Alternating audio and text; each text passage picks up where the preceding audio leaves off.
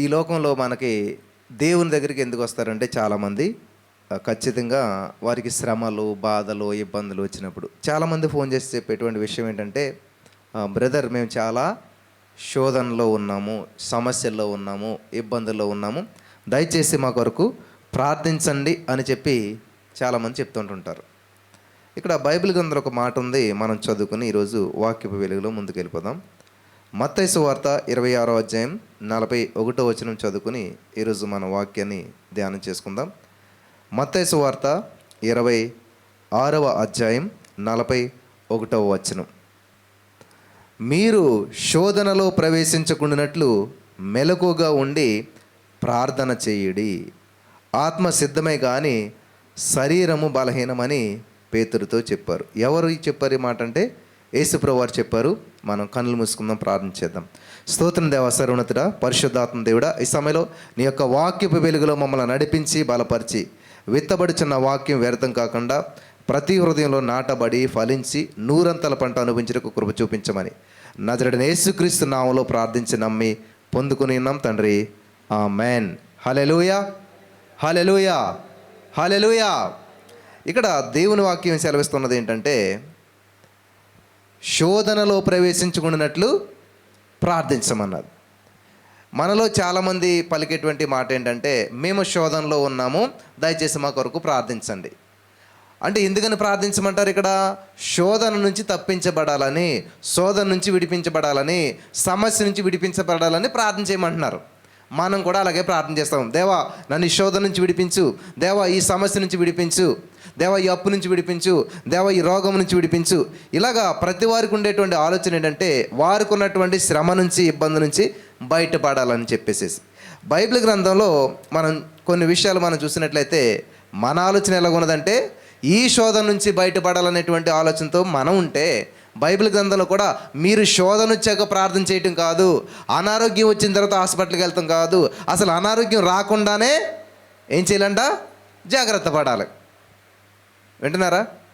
అనారోగ్యం రాకుండానే జాగ్రత్త పడాలి. అనారోగ్యం వచ్చిన తర్వాత అప్పుడు హాస్పిటల్కి వెళ్ళి ట్రీట్మెంట్ తీసుకుని డబ్బులు ఖర్చు పెట్టకుండా అంటే, ఏం తింటే అనారోగ్యం అవుతుంది, ఏం చేస్తే అనారోగ్యం అవుతుంది, ఏం చేస్తే సమస్యలో ఇరుక్కుంటాం. మనం ఈ సమస్య నుంచి మనం బయటపడాలని తర్వాత బాధపడే కంటే, ఒక సామెత మనకి, చేతులు కాలాక ఆకులు పట్టుకునే కంటే అసలు చేతులే కాలకుండా చూసుకుంటే బాగుంటుంది. ఇక్కడ ఈ వచనం చదివినప్పుడు మత్తయి సువార్త 26:41 ఏదైతే ఉందో, మార్కు సువార్త 14:38లోను, లూకా సువార్త 22:40లోను ఇదే మాటలు అక్కడ రాయబడినాయి. మీరు శోధనలో ప్రవేశించకుండానట్లు. హల్లెలూయా, హల్లెలూయా, హల్లెలూయా. ఏం చేయాలంట? శోధనలో ప్రవేశించుకున్నట్లు ఏం చేయాలంట? ప్రార్థన చేయాలంట. ఎవరు చేయమన్నారు? దేవుడు నేను చేస్తానన్నది, మీరు చేయాలన్నాడు. ఇక్కడ మనకు అదే సమస్య వచ్చింది. ప్రతి వారు కూడా అందరినీ ప్రార్థన చేయండి, ప్రార్థన చేయని అడుగుతాం. ఎందుకంటే మేము శోధనలో ఉన్నాం, శ్రమలో ఉన్నాం, దాని నుంచి విడిపించబడాలని. బైబిల్ గ్రంథంలో కొన్ని సందర్భాలు నేను చూపిస్తాను. మన యాటిట్యూడ్ ఎలా ఉంటుందంటే, శోధన వచ్చాక అనేక మంది ప్రార్థన సహాయం కోరుతాం. ఒకవేళ శోధనే వస్తుంది ప్రార్థన చేస్తా అంటే మనం ఏం చేస్తాం? అప్పుడు నిజంగా ప్రార్థన చేస్తే మనకు ఒకవేళ శోధన వస్తుందని తెలిసినట్లయితే ప్రార్థన చేస్తామా? చాలామంది సాక్ష్యాలు కూడా విన్నాను. బ్రదర్, నేను దేవుని సన్నిధిలో వెంబడించడం మొదలుపెట్టాను, నేను దేవుని సన్నిధికి రావటం మొదలుపెట్టాను, నేను దేవుని సన్నిధికి ఎప్పుడైతే ఎక్కువగా ప్రార్థన చేయడం మొదలుపెట్టానో, ఎర్లీ మార్నింగ్ లేవటం మొదలుపెట్టానో, అప్పుడే నా జీవితంలో సమస్య ప్రారంభమయ్యింది అంటారు చాలామంది. వింటున్నారా? ఎప్పుడైతే నా జీవితంలో ఎర్లీ మార్నింగ్ 3:30 ప్రారంభించానో అప్పుడే సమస్యలు ఎక్కువైపోయాయి, అప్పుడే మా ఆయన తిడతాం మొదలుపెట్టాడు, అప్పుడే మా అత్తమ్మ నన్ను తిడతాం మొదలుపెట్టింది, అప్పటి నుంచే సమస్యలు ఎక్కువయ్యాయి అని చెప్పి చాలా సాక్ష్యాలు నేను అన్నాను. వింటున్నారా? బైబిల్ గ్రంథంలో కూడా ఇలాగే సమస్య వచ్చాక ప్రార్థించమని చెప్పలేదు. కానీ కొంతమంది భక్తులు ఉన్నారు, వాళ్ళు ప్రార్థిస్తే సమస్య వస్తుంది, దేవుని కొరకు నిలబడితే సమస్య వస్తుంది, దేవుని పని చేస్తే సమస్య వస్తుంది, దేవుని నామాన్ని ఘనపరిచే సమస్య వస్తుంది అని తెలిసి కూడా వాళ్ళు ఏం చేశారంటే తెలుసా? దేవుని నామాన్ని మహింపరచడానికి ముందుకెళ్ళారంట. ఎందుకంటే బైబిల్ గ్రంథంలో మనకి హెబ్రీ పత్రికలో మనం ఒక మాట చదువుకున్నాం. ఏంటంట? యేసుక్రీస్తు ప్రభువారంట క్రీస్తు నిమిత్తమైనటువంటి నింద గొప్ప భాగ్యం అని ఎంచుకోవాలని చెప్పారు మనకి. ఆయన కూడా ఏం చేశారంటే ఆనందాన్ని నిర్లక్ష్యం చేసి ఆయన ఏం చేశారంట? అవమానాన్ని నిర్లక్ష్యం చేసి ఆనందం కొరకు మరి ఓపికతో ముందుకు వెళ్ళాడంట, ఆయన గురి వద్దకు పరిగెట్టాడంట. ఈరోజున మన గురి గమ్యం దేవుడై ఉన్నప్పుడు ఏ సమస్య వచ్చినా, ఏ నష్టం వచ్చినా, ఏ బాధ వచ్చినా ఖచ్చితంగా దాన్ని జయించుకుంటూ ముందుకెళ్తాం. ఈరోజు నేను కొంతమంది భక్తులను చూపిస్తాను. బైబిల్ గ్రంథంలో దానియేలు గ్రంథం 3వ అధ్యాయం 12వ వచనం మనం చూసినట్లయితే, దానియేలు గ్రంథం 3వ అధ్యాయం 12వ వచనం. అక్కడ బైబిల్ గ్రంథం మనకి ఏం సెలవిస్తూ ఉన్నదంటే, మీకు అందరికీ సండే స్కూల్ నుంచి తెలిసినటువంటి విషయం అవ్వచ్చు, కానీ కొంచెం మనం దీంట్లో నేర్చుకోవాల్సిన పాఠం ఒకటి ఉన్నది. దానియేలు గ్రంథం 3వ అధ్యాయం 12వ వచనం. రాజా తాము షద్రకు, మేషకు, అబేద్నెగో అను 3 యూదులను బబులోను దేశంలోని రాజకార్యములు విచారించుటకు నియమించితిరి. ఆ మనుషులు తమరి ఆజ్ఞను లక్ష్య పెట్టలేదు, తమరి దేవతలను పూజించుటకు వారు ఇష్టపడలేదు, తమరు నిలవబెట్టించినటువంటి బంగారు ప్రతిమకు నమస్కరించుటే లేదు అన్నారు. మీకు అందరికీ తెలుసు, రాజుగారు ఒక శాసనం చేయించాడు. శాసనం ఏంటంటే, ఒక ప్రతిమ నిలబెట్టి అందరూ కూడా ప్రతిమకు నమస్కారం చేయాలి. సింపుల్. ఆ రాజ్యంలో ఉన్న ప్రతి వారు ఏం చేశారంటే, ఒక నమస్కారం కొట్టితే అయిపోద్దని చెప్పి బెండ్ అయిపోయారు అందరూ కూడా. ఇదే మనకు సమస్య వచ్చినప్పుడే అసలైనటువంటి భక్తి కానీ, అసలైనటువంటి దేవుని మీద ఉన్న ప్రేమ కానీ బయటపడుతుంది. సమస్య లేనప్పుడు అందరూ కూడా దేవుడు మంచిడు గొప్పడు అంటారు. నువ్వు సమస్యలో ఉన్నప్పుడు కూడా దేవుడు గొప్పడు అని చెప్పగలగాలి. షద్రకు, మేషకు స్టోరీ మనకు సండే స్కూల్ నుంచి తెలుసు. నేను దాన్ని చదివి వివరించట్లేదు, కానీ వాళ్ళు చేసినటువంటిది ఏంటంటే, అందరితో పాటు నమస్కారం చేస్తే అయిపోయింది, సమస్య లేదు. ఒక్క క్షణంలో లేస్తారు, వెళ్ళిపోతారు, ఎవరి పని వాళ్ళు చేసుకుంటారు. వీళ్ళు ఎలా వచ్చారు ఈ దేశానికి? బానిసలుగా వచ్చారు. మరి అటువంటి బానిసలుగా వచ్చినటువంటి వీరు దేవుని నామాన్ని మహిమపరచడానికి దేవుడిచ్చినటువంటి జ్ఞానాన్ని ఉపయోగించి ఆ రాజ్యంలోని గొప్ప ఉద్యోగాలు సంపాదించుకోగలిగారు. హల్లెలూయా, హల్లెలూయా, హల్లెలూయా. అయితే ఇక్కడ ఏం జరిగిందంటే, మంచి ఉద్యోగం చేసుకుంటున్నారు, హ్యాపీ లైఫ్. బానిసలుగా వచ్చారు, కానీ ఆ దేశంలోనే వాళ్ళకి గుర్తింపు వచ్చింది. ఈ రోజున నీ జీవితంలో మరి ప్రతికూల పరిస్థితులు గుండా వెళ్తున్నావు. ఇంకా నాకు జీవితంలో హోప్లెస్ సిచ్యువేషన్ అయిపోయింది, ఇంకా నేను చేస్తున్న పని నాకు అర్థం కావట్లేదు, ఇంకా నాకు భవిష్యత్తు అనేటువంటిది ఉన్నదా అనేటువంటి పరిస్థితిలో దేవుడు నెమ్మదిగా మీకు ఒక ఆధారం చూపించి లిఫ్ట్ అవుట్ చేశాడు. జీవితం మంచిగానే సాగుతుంది, వ్యాపారం మంచిగానే సాగుతుంది, కుటుంబం మంచిగానే సాగుతుంది. సడన్గా ఒక ఉపద్రవం వచ్చి పడుతుంది. చాలామంది జీవితాల్లో జరిగేటువంటి సంఘటనలు ఇవి. అంతా బాగుంది అనుకున్నామండి, సడన్గా జీవితం అంతా తాలకిందులైపోయింది, ఊహించిన పరిణామాలు ఎదురైపోయి ఇప్పుడు మేమేం చేయాలి అంటే అదే చేస్తున్నారు వీళ్ళు. చక్కటి ఉద్యోగం, చక్కటి స్థితి, మంచి సమాజంలో పేరు, సంఘంలో పేరు, వాళ్ళకి ఏ విధమైనటువంటి సమస్య లేదు, జీవితం సాఫీగా వెళ్తుంది. ఇప్పుడు వచ్చి సమస్య వచ్చి ఏంటంటేనంట, దేవుడి కోసం నిలబడాలి. ఒక సమస్య ఏంటంటే, వాళ్ళు దేవునికి వ్యతిరేకంగా నిలబడాలి. 2 సమస్యలు పడ్డాయి ఇక్కడ. దేవుడి కోసం నిలబడాలా, లేకపోతే దేవునికి వ్యతిరేకంగా నిలబడాలా? రాజుగారిని మహింపరచాలా, దేవుడిని మహింపరచాలా? చూడండి, ఉద్యోగం ఇచ్చి మంచి స్థానం ఇచ్చి బానిసలుగా ఉన్నటువంటి వారిని చక్కటి స్థితిలోకి హెచ్చించినటువంటి రాజుగారిని మహింపరచాలా, లేకపోతే దేవుడిని నమ్ముకున్నామన్నటువంటి ఉద్దేశంతో ఇక్కడ బానిసత్వంలోకి వచ్చేసాం, దేవుడిని మహింపరచాలని సిచ్యువేషన్ ఎదురైంది. మీలో చాలామందికి సిచ్యువేషన్ ఎదురవుతుంది. ఇటువంటి పరిస్థితులు కూడా మీరు చాలామంది వెళ్తుంటుంటారు. ఎందుకని నా జీవితం ఎలాగైందని చెప్పి మీరు చాలామంది ఆలోచన చేస్తారు. ఇక్కడ చూడండి, వీళ్ళు షద్రకు, మేషకు, అబేద్నెగో వారంట హార్డ్లీ వాళ్ళ టీనేజర్స్ అనమాట. అంటే 13, 14, 15 సంవత్సరాలు ఉంటాయి. ఎందుకంటే వీళ్ళందరిలో పెద్దోడు దానియేలు, ఆయనకే 15 సంవత్సరాల వయసు ఎంత ఉన్నది అప్పుడు. అటువంటి సమయంలో ఇక్కడ ఏమైందంట, విగ్రహానికి మొక్కాలా, మొక్కకూడదు అనేటువంటి ఒక పెద్ద పరీక్ష వాళ్ళకి ఎదురైంది. నేను ఇక్కడ ఆలోచించింది ఏంటంటే, ఒక్కరు కాదు, వాళ్ళు ముగ్గురు ఒకే నిర్ణయం తీసుకోవాలి. ముగ్గురు కూడా ఒకే నిర్ణయం తీసుకోవాలని రూల్ లేదు అక్కడ.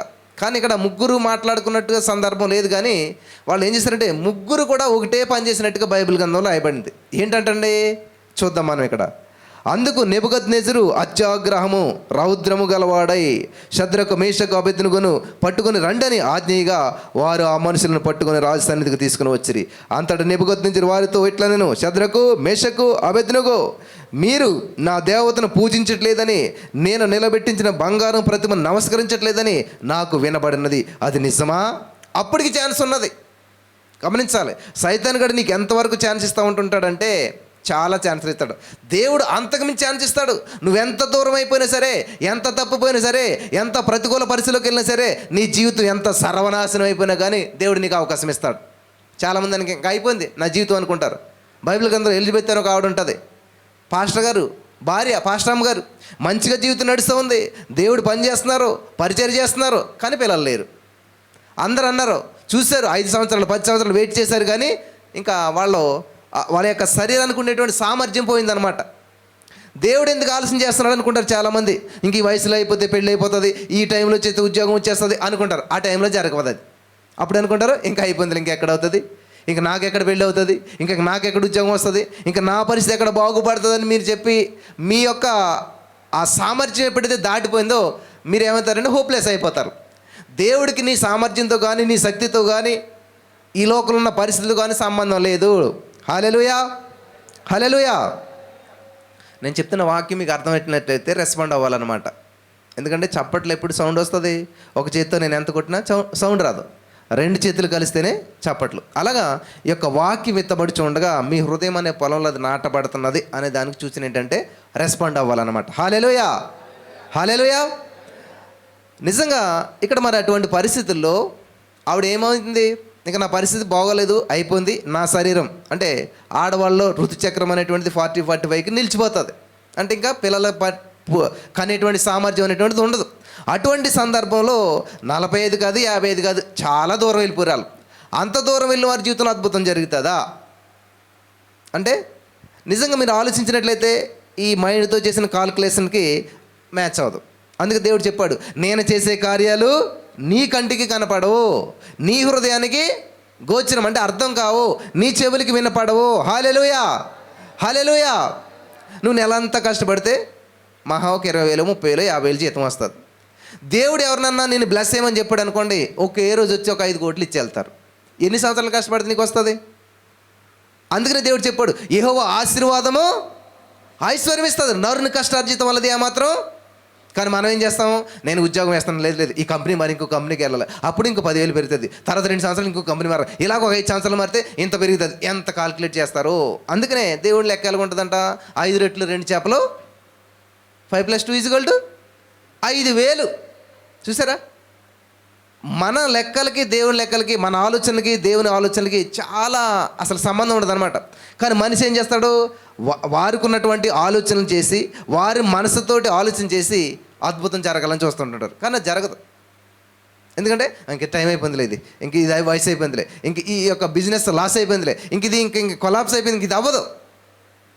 ఏజ్కెళ్తే దేవుడు చెప్తున్నాడు అనమాట, నరపుత్రుడా, ఓ మనిషి ఏమన్నా బతుకుతాయా అంటే మనమైతే ఏమంటాం, ఎక్కడ బతికితే ప్రభు, ఎండిపోయే ఎముకలు, పైగా ఏంటి ఎముకలు, స్కెల్టన్ కూడా కాదు, తలకాయ బోన్ ఒక చోట ఉంటే కాలు బోన్ ఒక చోట ఉంది, ఏది ఎక్కడ ఉందో గందరగోళం ఉంది.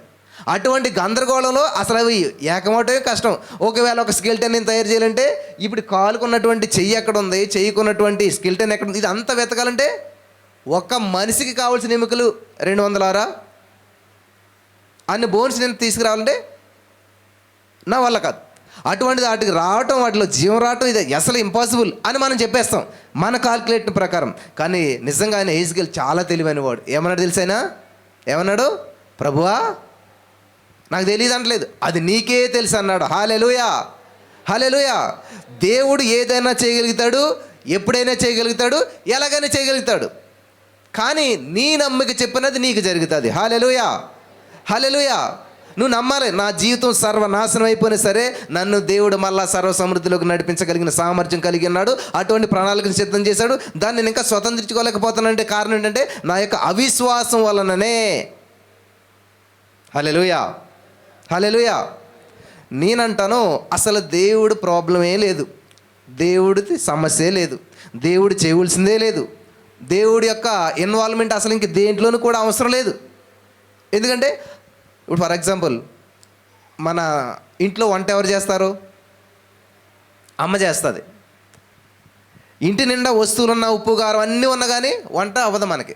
వంట చేయాలంటే ఖచ్చితంగా అమ్మాయి చేయాలి. అమ్మాయి ఏం చేసింది, అన్నం వండేసింది, కూర వండేసింది, అన్నీ చేసి టేబుల్ మీద రెడీ పెట్టేసి మిగతా అన్ని కడిగేసుకుని కూర్చుని ఉన్నది.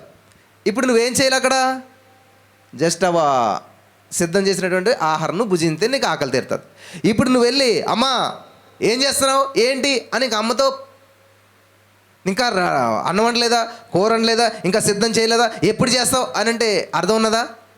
ఇక్కడ 99% మన ప్రార్థనలన్నీ ఇలా ఉన్నాయన్నమాట. దేవుడు నీ జీవితంలో ఏది కావాలో అంతా సమస్తం సిద్ధం చేసి సమకూర్చి అక్కడ పెట్టేస్తే మళ్ళీ మన ప్రార్థన ఏంటి?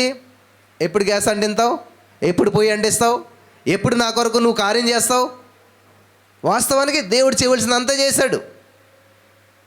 ఇప్పుడు మన తల్లి మనకంతా ఆహారం సిద్ధం చేసి చక్కగా అక్కడ పెట్టి కూర్చున్నది అనమాట, టేబుల్ దగ్గర కూర్చున్నది. నువ్వు ఎలా తింటావో చూద్దాము అని చెప్పేసేసి. నిజంగా మన దేవుడు మన కొరకు అన్ని అద్భుతాలు సిద్ధం చేశాడు. దాన్ని అనుభవించడం మనకు రాకపోవటం వల్లే ఈ రోజున అనేక సమస్యలు ఎదుర్కొంటూ ఉన్నాం. హల్లెలూయా, హల్లెలూయా. ఇక్కడ ఎలిజబెత్ గారు, జకరియా గారి విషయంలో ఏంటంటే వాళ్ళ యొక్క ఊహ, వాళ్ళ యొక్క ఆలోచన, వాళ్ళ యొక్క సామర్థ్యం లిమిట్, ఆ లిమిట్ క్రాస్ అయిపోయారు వాళ్ళు. కాబట్టి ఇంకా అద్భుతం జరగదు అనుకున్నారు. మీలో చాలామంది ఆలోచన అలాగ ఉంటుంది అనమాట. ఇంకా నా లైఫ్ ఎండ్ అయిపోతుంది ఇక్కడతోటి, ఇంకా నా వ్యాపారం అయిపోయింది, నా జీవితం అయిపోయింది, కాబట్టి నా ప్రతికూల పరిస్థితులన్నీ నేను చూసేసాను, అనుకూలత అనేటువంటిదే లేదు, అడ్రస్ లేదు. వాళ్ళు కూడా అలాగ అనుకున్నారు. అప్పుడు కనబడ్డాడంటే దేవుని దూత వచ్చి, జకరియా మరి నీ భార్య గర్భవతి అయి కుమారుని కంటది, పేరు కూడా యోహాను. అంటే ఆయనకి నమ్మశక్యం అవట్లేదు. కొన్ని విషయాలు మనం మాట్లాడకపోతేనే అద్భుతాలు చూడగలుగుతాం. నోరు మూసుకున్న చేపనంటే ఎవడో పట్టుకోలేడంట. అర్థమవుతుందా? నోరు మూసుకున్న చేపని ఎవరో పట్టుకోలేరు అంటే అర్థం ఏంటి? గేలం వేసినప్పుడు అదేం చేస్తుంది, అబ్బా ఆహారం వచ్చిందని చెప్పి ఇంత నోరు ఆవలించి ఏం చేస్తుంది, ఆ యొక్క ఎర్రను పట్టుకుంటుంది అనమాట. ఎప్పుడైతే ఆ ఎర్రను మింగిందో ఆటోమేటిక్గా గేలానికి చిక్కుపడుతుంది, వెళ్ళిపోతుంది. అదే నోరు మూసుకొచ్చిందని కదా, ఎన్ని వలలేసినా ఎన్ని గాలాలు వేసినా దాన్ని ఎవరో పట్టుకోలేరు. అలాగే జకరియా గారిని దేవదూత ఏం చేశాడంటే, వామ్మో ఈయన మాట్లాడి ఈయనకి వచ్చినటువంటి ఆశీర్వాదం నేను కోల్పోలేకున్నాడని చెప్పి షట్ యువర్ మౌత్ అన్నాడు అనమాట. ఎప్పటి వరకును? నీకు బిడ్డ పుట్టి వాడికి పేరు పెట్టేటువంటి సమయం వచ్చేంత వరకు. హల్లెలూయా, హల్లెలూయా. కాబట్టి మీలో కూడా చాలామంది ఇటువంటి పరిస్థితులకు రావాలి. ఈయన ఏం చేశాడు? యోసేపు గారు తొందరపాటులో చిన్నాడు కాబట్టి దేవుడు నన్ను ఇంత చేస్తాడంట, సింహాసనం ఎక్కేస్తాను, మా అన్నదమ్ములు మా నాన్న అందరూ నాకే నమస్కారం చేస్తారని ఎగ్జైట్మెంట్లో చెప్పాడు. కొన్ని విషయాలు చెప్పకూడదు, కొన్ని విషయాలు మరుగ్గానే ఉండాలి, హార్ట్ లోపలే ఉండాలి. దాన్ని తీసుకొచ్చి బయటకు పెట్టుకుంటే బాగుంటుందా? ఇంకేముండదు, ప్రాణం కూడా ఉండదు అనమాట. అలాగే దేవుడు నీ జీవితంలో చేస్తానన్నది ప్రతి వారికి గురించి దేవుడు నాకు వాగ్దానం ఇచ్చాడండి, ఇలాగండి అలాగండి అని చెప్తుంటారు. కొంతమంది దాన్ని నమ్మరు కదా, నీకు వ్యతిరేకంగా ప్రవర్తిస్తుంటారు. అదే జరిగింది ఇక్కడ. యోసేపు జీవితంలో దేవుడిచ్చిన వాగ్దానాన్ని కప్పుపుచ్చుకోలేదు, ఆయన బహిర్గతం చేసి అందరికీ చెప్పాడు. దానివల్ల శత్రుత్వం వచ్చి పడ్డది, సొంత అన్నలే చంపాలని చూశారు. కానీ వాగ్దానం చేసిన వాడు నమ్మదగినవాడు కాబట్టి ఆ వాగ్దానం నెరవేర్చబడాలంటే ఈ మనిషి ఉండాలన్న ఉద్దేశంతో దేవుడు కాపాడి వాగ్దానం నెరవేర్చాడు. హల్లెలూయా, హల్లెలూయా.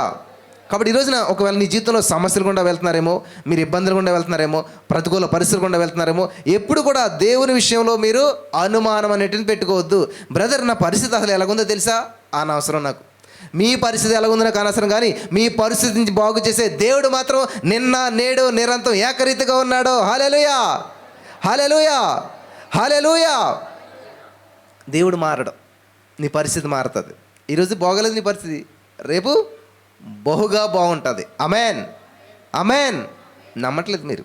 నమ్మినట్లయితే ఏం చేస్తారు? ఇది నా అదే, ఇది నా అదే. మీరు ఫ్లడ్ ఏరియాలో చూడండి, 5-6 రోజులు వాటర్ ఉండదు, నీళ్ళు ఉండదు. అప్పుడు ఫ్లైట్లో వచ్చి ఏం చేస్తారు, వాళ్ళు హెలికాప్టర్లో పులిహార పొట్టలు విసురుతుంటారు. ఇంతే ఉంటుంది చూసారా? దానికోసం జనాలేంటి, నాకే కావాలి నాకే కావాలని ఎగిరి పడుతుంటారు వాళ్ళు ఆహారం కోసం. నిజంగా ఆధ్యాత్మికమైన ఆహారం కోసం అంత ఆరాటం ఉన్న వాళ్ళకి ఎలా ఉంటుంది తెలుసా? అద్భుతాలు కూడా అలా వెంటబడతాయి అన్నమాట. దేవుని యొక్క సన్నిధిలో దేవుని ఆహారం కోసం, దేవుని వాక్యం కోసం ఎవరైతే ఆరాట పడుతుంటారో అద్భుతాలు కూడా నీకు జరగాలని ఆరాట పడుతుంటాయంట. హల్లెలూయా, హల్లెలూయా, హల్లెలూయా. దేవుని ప్రేమించేటువంటి వారికంట సమస్తము సమకూడి మేలుకరంగా జరుగుతాయంట. అందరికీ జరగవు ఇక్కడ, కానీ పైదంతా కట్ చేస్తారు. సమస్తం సమకూడి మేలుకరంగా అనేది మాత్రం ఇంట్లో పెట్టుకుంటారు వాగ్దానం.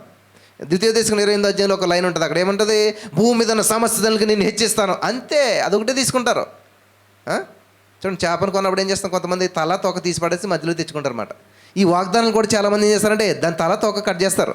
దేవుడిచ్చిన ఆజ్ఞ కట్ చేసి పడేసి ఆ యొక్క ఏమంటారు వాగ్దానం ఒకటి మాత్రమే తీసుకుని ఆ కండిషన్ కట్ చేసి పడేస్తారనమాట. అందుకనే వాళ్ళ జీవితంలో వాగ్దానం ఎప్పుడు గోడకే ఉంటుంది తప్ప వాళ్ళ జీవితంలోకి రాదు. అది కొంతమంది గోడకు వాగ్దానం పెట్టుకోరు, నాకులాగా ఏముండదు, కానీ వాళ్ళ జీవితంలో ఎప్పుడు నెరవేర్చబడుతూనే ఉంటాయి. హల్లెలూయా, హల్లెలూయా. కాబట్టి ఈ రోజున ఈ మాటలు వింటున్న ప్రియమైనటువంటి సహోదరి స్నేహితులారా, జకరియా గారి నోరు ఎవరు మూసారంట? ఎందుకని? ఆపరేషన్ చేసినప్పుడు డాక్టర్ గారు ఏం చేస్తారు, మనకి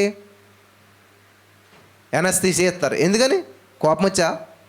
లేదు, నువ్వు మెలకుగా ఉన్నావంటే నన్ను ఆపరేషన్ చేయనువు, నువ్వు మెలుకున్నావంటే పెద్ద పెద్ద కేకలేసి అరుస్తావు, చాలా డిస్టర్బ్ చేస్తావు. కాబట్టి నా పని అయ్యేంతవరకు నువ్వేం చేయాలంట, షట్ యువర్ మౌత్ అంటే అప్పుడు ఎనస్థీసి ఇస్తాడనమాట. అప్పుడు ఈయన పని ఎలా చేసుకోవాలి అలా చేసుకున్న తర్వాత మళ్ళీ ఆయన వచ్చి ఏం చేస్తాడు, ఒక గంటన్నరకు వచ్చి ఇలా ఇలా ఇలా మెదిపి లేపి కూర్చోబెడతాడు, మత్తు నుంచి విడిపిస్తాడు. ఎందుకు అలా చేశాడు ఆయన అంటే ఆ పని జరగాలంటే ఆ టైంలో అలా చేయాలి. కాబట్టి ఇక్కడ ఎలిజబెత్ జకర్యాల జీవితంలో అద్భుతాన్ని వారు స్వతంత్రించుకోవాలంటే ఏం చేయాలంట, ఈయన మాట్లాడకూడదు. మాట్లాడటం వల్ల జీవ మరణాలు 4 వర్షం. మనుషులు ఎప్పుడు మాటలు కూడా జీవం ఉండదు, ఎక్కువ మరణమే. మా బ్రతికి ఇంతేనండి, మా జీవితం ఇంతేనండి, మా వ్యాపారం ఇంతేనండి, మా పిల్లలు ఇంతేనండి, మాట వినరండి, మా ఆయన ఇంతేనండి, ఇప్పుడు తిడతాడండి. కనీసం ఒక్క మంచి మాట అన్న వింటామంటే. అందుకనే నేను ఎవరికి ఫోన్ చేసి ఏం చేస్తానంటే, అమ్మ కళ్ళు మూసుకొని ప్రార్థన. అది కదండి మా సమస్య చెప్పొద్దా, నీ సమస్య వద్దు, నేను ఇచ్చే పరిష్కారం నువ్వు తీసుకో. నీ సమస్య నాకొద్దు, నేను నీకు పరిష్కారం ఇస్తాను. హల్లెలూయా, హల్లెలూయా. ఎందుకంటే వాళ్ళ మాటలు వినటం వల్ల ఏమవుతుందో తెలుసా, నాకు ఇంకా విశ్వాసం పెరుగుతుంది. నా మాట వింటే వాళ్ళ విశ్వాసం పెరుగుతుంది. హల్లెలూయా, హల్లెలూయా. కాబట్టి ఇక్కడ ఎప్పుడైతే మరి ఆ యొక్క జకర్యా నోరు మూయబడిందో అద్భుతాన్ని వారు చూస్తారు. చక్కగా వాళ్ళ భార్య గర్భిణిగా అవ్వి చక్కటి యోహాను కన్న తర్వాత ఏం పేరు పెట్టాలంటే పలక తీసుకురండి అని చెప్పి యోహానని రాశాక అప్పుడు ఆ నోరు పెకలించబడి మాట్లాడుతూ మొదలుపెట్టాడంట. హల్లెలూయా. నేను కూడా అదే అంటున్నాను ఈ రోజున మీ జీవితంలో. నీ అద్భుతం జరిగేంత వరకు, దాన్ని స్వతంత్రించుకునేంత వరకు బహిర్గతంగా సైలెంట్గా ఉండండి, కానీ రహస్యంగా ప్రార్థించండి, రహస్యంగా కనిపెట్టండి. ఆమేన్. కాబట్టి ఇక్కడ దానియేలు గ్రంథంలో చూసినటువంటి షద్రక్ మేషక్ అబేద్నెగోలు ఏం చేస్తున్నారు తెలుసా, దేవుని కొరకు నిలబడ్డారు, రాజు కొరకు నిలబడలేదు. దేవుని కొరకు నిలబడితే గమనించాలి, అందరూ పడిపోయారు. అక్కడ సమస్య వచ్చినప్పుడు అందరూ మోకరించేశారు, సమస్యకు మోకరించారు, విగ్రహానికి మోకరించారు. ఆమేన్. కానీ మనం ఏం చేయాలంట, అక్కడ నిలబడాలి. నీ శక్తి ఏంటో, నీ శక్తి ఏంటో, నీ సామర్థ్యం ఏంటో, నీ భక్తి ఏంటో అక్కడ బయటపడుతుంది అనమాట. నీకు అన్ని అనుకూలంగా ఉన్నప్పుడు చూడండి, మంచి ఉద్యోగం, మంచి స్థితి, హ్యాపీగా వెళ్ళిపోతుంది, అందరితో కలిసి అందరికంటే మంచి ప్లేస్లో ఉన్నారు, బాగుంది, అయిపోయింది. అంతవరకు శద్రక్ మేషక్ ఉంటే పెద్దగా అక్కడ ఏమీ తెలియదు ఎవరికైనా. ఎప్పుడైతే ఈ సమస్య వచ్చి పడిందో, సమస్యలను నువ్వేం చేయాలంట, నిలబడాలి. శోధనలు నువ్వేం చేయాలంట, నిలబడాలి. ఆమేన్. వీళ్ళు ఏం చేశారు, ఇలా నిలబడ్డామంటే మనకేమొస్తుంది, శోధన వస్తుంది. ఇక్కడ ఈయన ఏం చెప్తున్నాడు, ఇక్కడ మత్తయి సువార్త 26:47లో దేవుడు మీరు శోధనలో ప్రవేశించుకున్నట్లు ప్రార్థన చేయమంటే, వీళ్ళు ఏం చేస్తున్నారంట, శోధనలో ప్రవేశిస్తారని తెలిసి కూడా ఏం చేస్తున్నాడంటే ఈయన షద్రక్ మేషక్ అబేద్నెగోలు వారు నిలబడితే శోధన వస్తుంది, నమస్కారం చేస్తే శోధన రాదు.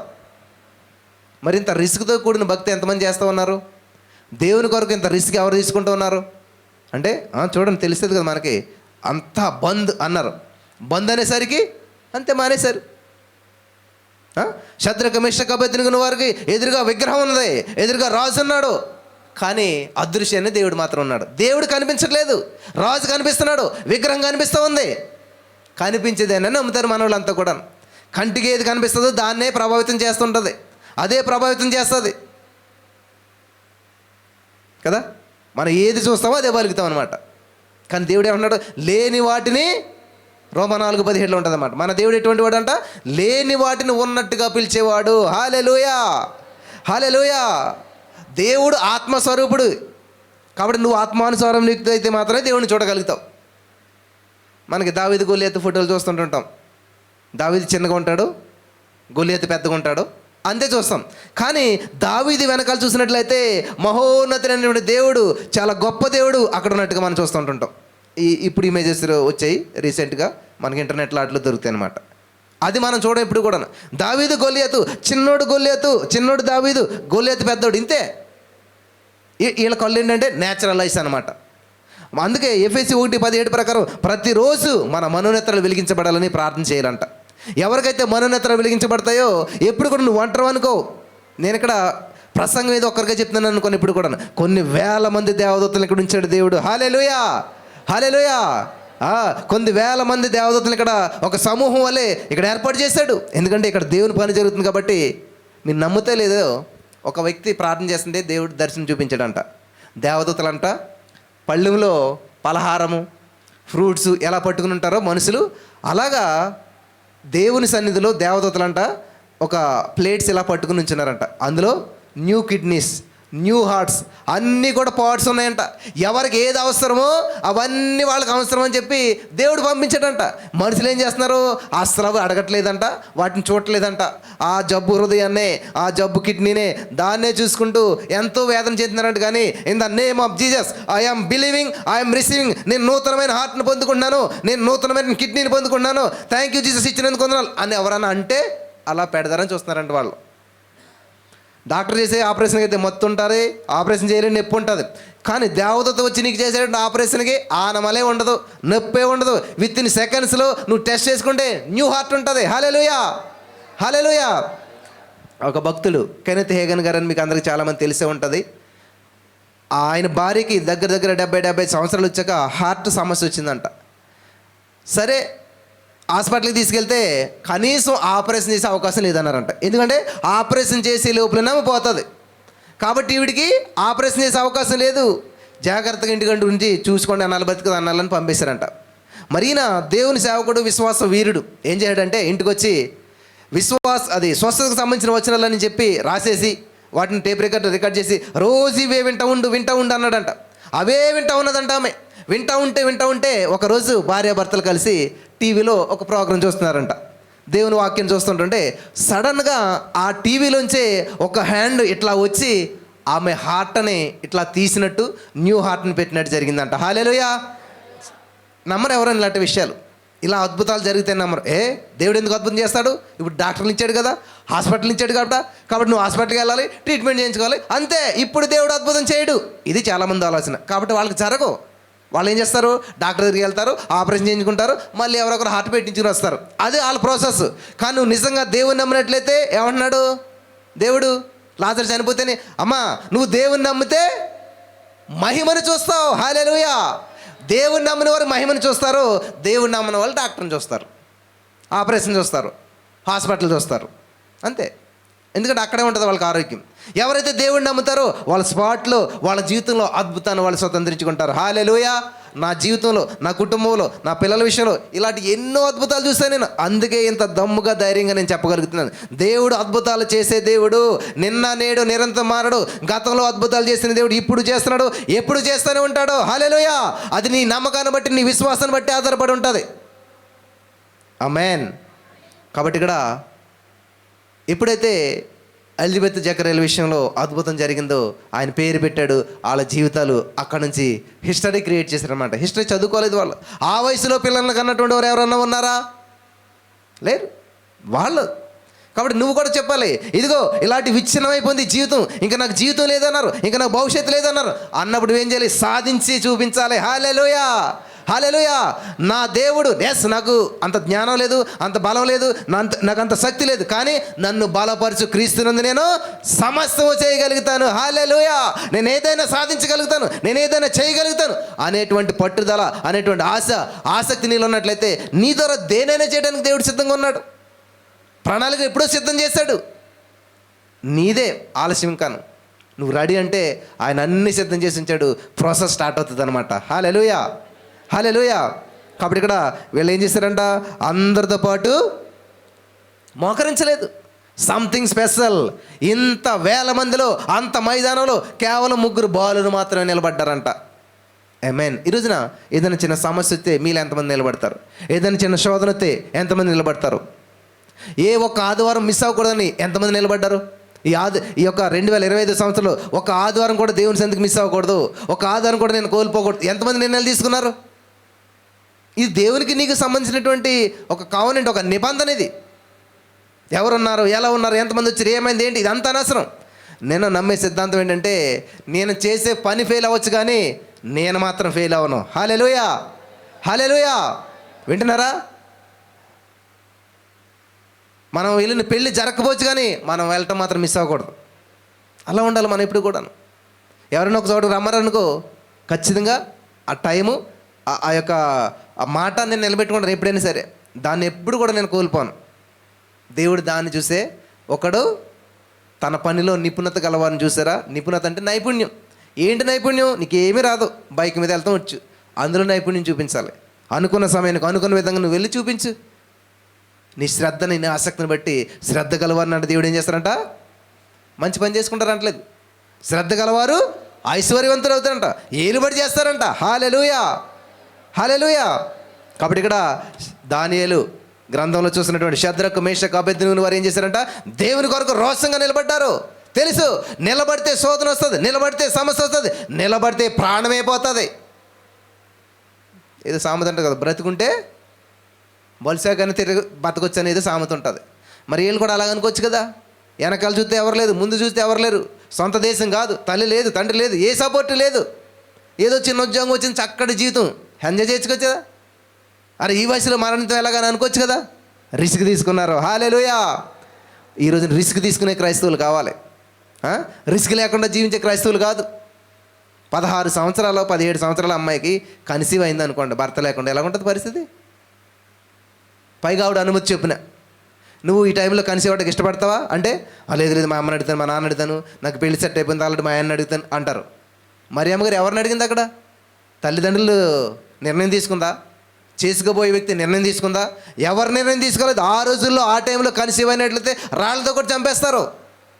చూసారా? అది రిస్క్ అని తెలిసి కూడా ఆవిడ నిలబడ్డది. ఆమేన్, హల్లెలూయా. ఈ రోజున ఆవిడ చనిపోయి ఎంతో కాలమైంది, కానీ ఆవిడ గురించి చెప్పుకుంటున్నాం మనం, ఆవిడ చేసిన కార్యం గురించి చెప్పుకుంటున్నాం, ఆవిడ దేవుడి కొరకు నిలబడినటువంటి ఆ యొక్క ధైర్యం గురించి మనం చెప్పుకుంటున్నాం. నీ మాట జరుగును గాక, సిద్ధించును గాక. ప్రియులు గమనించాలి, దేవుడి కొరకు రిస్క్ తీసిన వాళ్ళకి అంటేనంట దేవుడికి ఎంత ప్రేమో తెలుసా?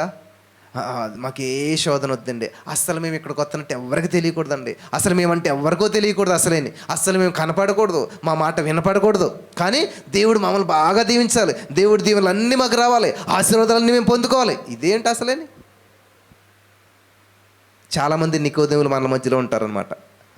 రహస్య క్రైస్తవులు రహస్యంగా ఉంటారనమాట, అస్సలు కనపడరు ఎవరికి కూడా, కానీ వారు దీవించబడే విధానం. ఇప్పుడు దేవుడు మిమ్మల్ని మంచి ఇల్లుతో దీవించాడు, ఎవరికే కనపడకుండా ఎక్కడ చాటును కట్టుకుంటారు ఇల్లు? ఎక్కడో అడవిలో మీకు మంచి దేవుడు ఇల్లు ఇచ్చాడు అనుకోండి, వెళ్తారా?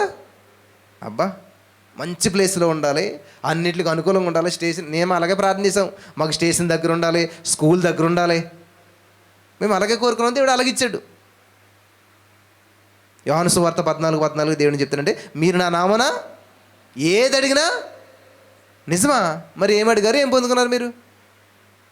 ఎప్పుడు ఒక సాక్ష్యం వినపడదు కదా. నిజంగా దేవుణ్ణి అడిగిని పొందుకున్నామంటే ఏం చేయాలంట?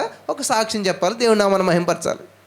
ఇక్కడ షద్రకు మేషకు అబేద్నెగోను వారు ఏం చేశారంట? నిలబడ్డారు. ఎందుకోసం? కిరీటం కోసమా? మరణం కోసం నిలబడ్డారు. వాళ్ళు మరణించడానికి నిలబడ్డారు, ప్రభుని మహింపరచడానికి నిలబడ్డారు, ప్రభుని గణపరచడానికి నిలబడ్డారు. హల్లెలూయా, హల్లెలూయా. ఈ రోజున మరి ఎంతమంది నిలబడుతున్నారు?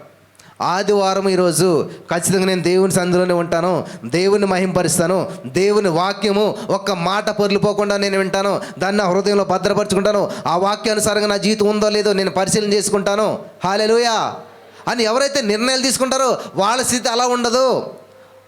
ఎప్పుడు నేను ఒక మాట చెప్తాను, హాస్పిటల్కి వెళ్ళినటువంటి పేషెంట్ లాగా తిరిగి వస్తే మళ్ళీ హాస్పిటల్కి వెళ్తాడా? వెళ్ళడు. కానీ చర్చికి వచ్చినటువంటి విశ్వాసి మళ్ళీ ఎలా వచ్చాడో అలాగే వెళ్తుంటాడు, ఏ మార్పు సంభవించదు, కానీ మళ్ళీ వెళ్తానే ఉంటారు.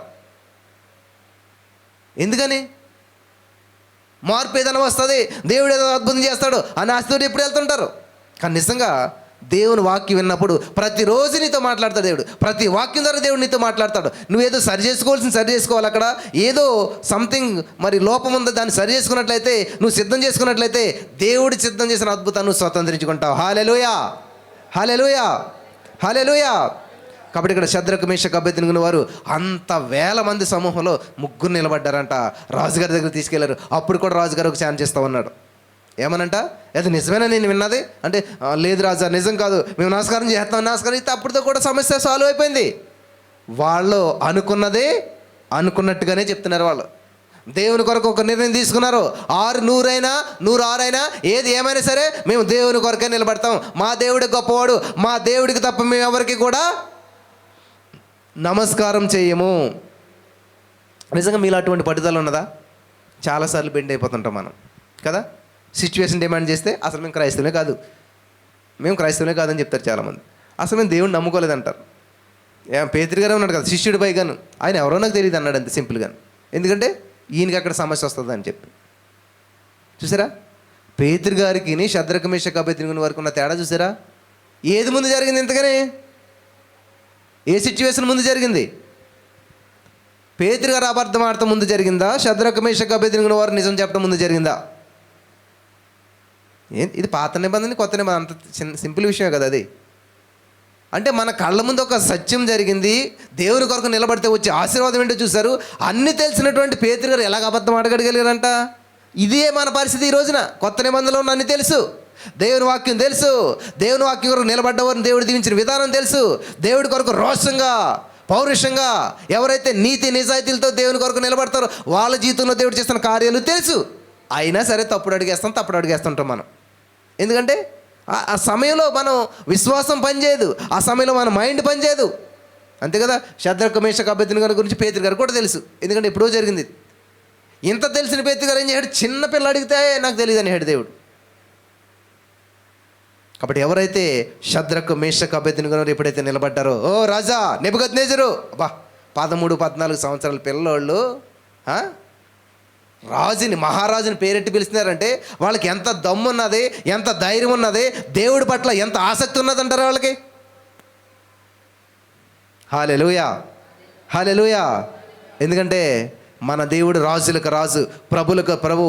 నీ జీవితంలో ఎటువంటి సమస్యనైనా ఆయన పరిష్కరించడానికి ప్రణాళికను ఎప్పుడో సిద్ధం చేసేసాడు. హల్లెలూయా, హల్లెలూయా, హల్లెలూయా. కాబట్టి ఈరోజు నీ మాటలు వింటున్న ప్రియమైనటువంటి సహోదరి, స్నేహితులారా, దయచేసి దేవుడి విషయంలో రాజీ పడద్దు ఎప్పుడు కూడా.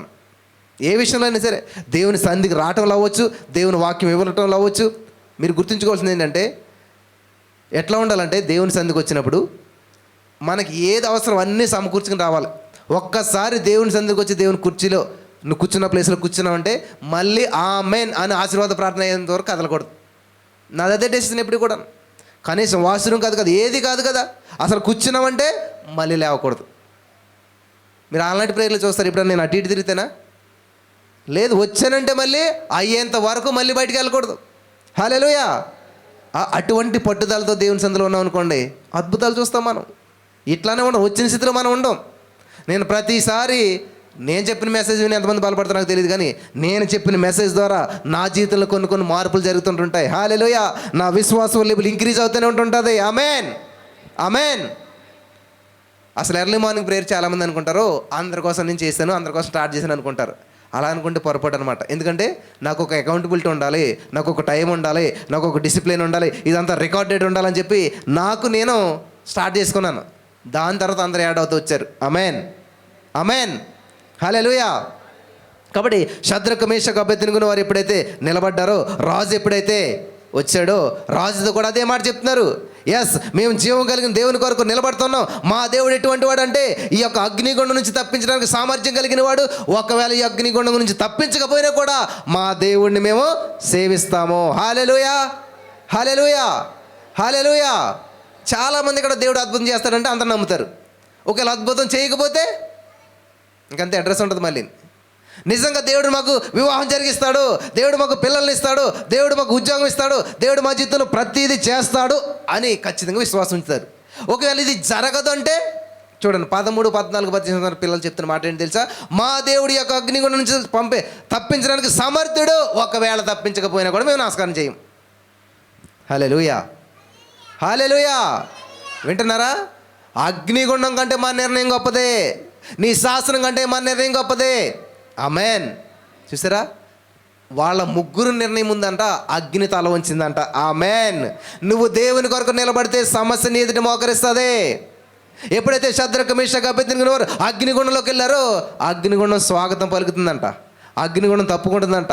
ఎప్పుడైతే ఇశ్రాయేలు ప్రజలు ఆ యొక్క సముద్రంలో అడుగుపెట్టి వెళ్తున్నారో సముద్రం అంట పాయలైపోతూ ఉందంట, వాళ్ళకు దూరం అయిపోతూ ఉన్నదంట.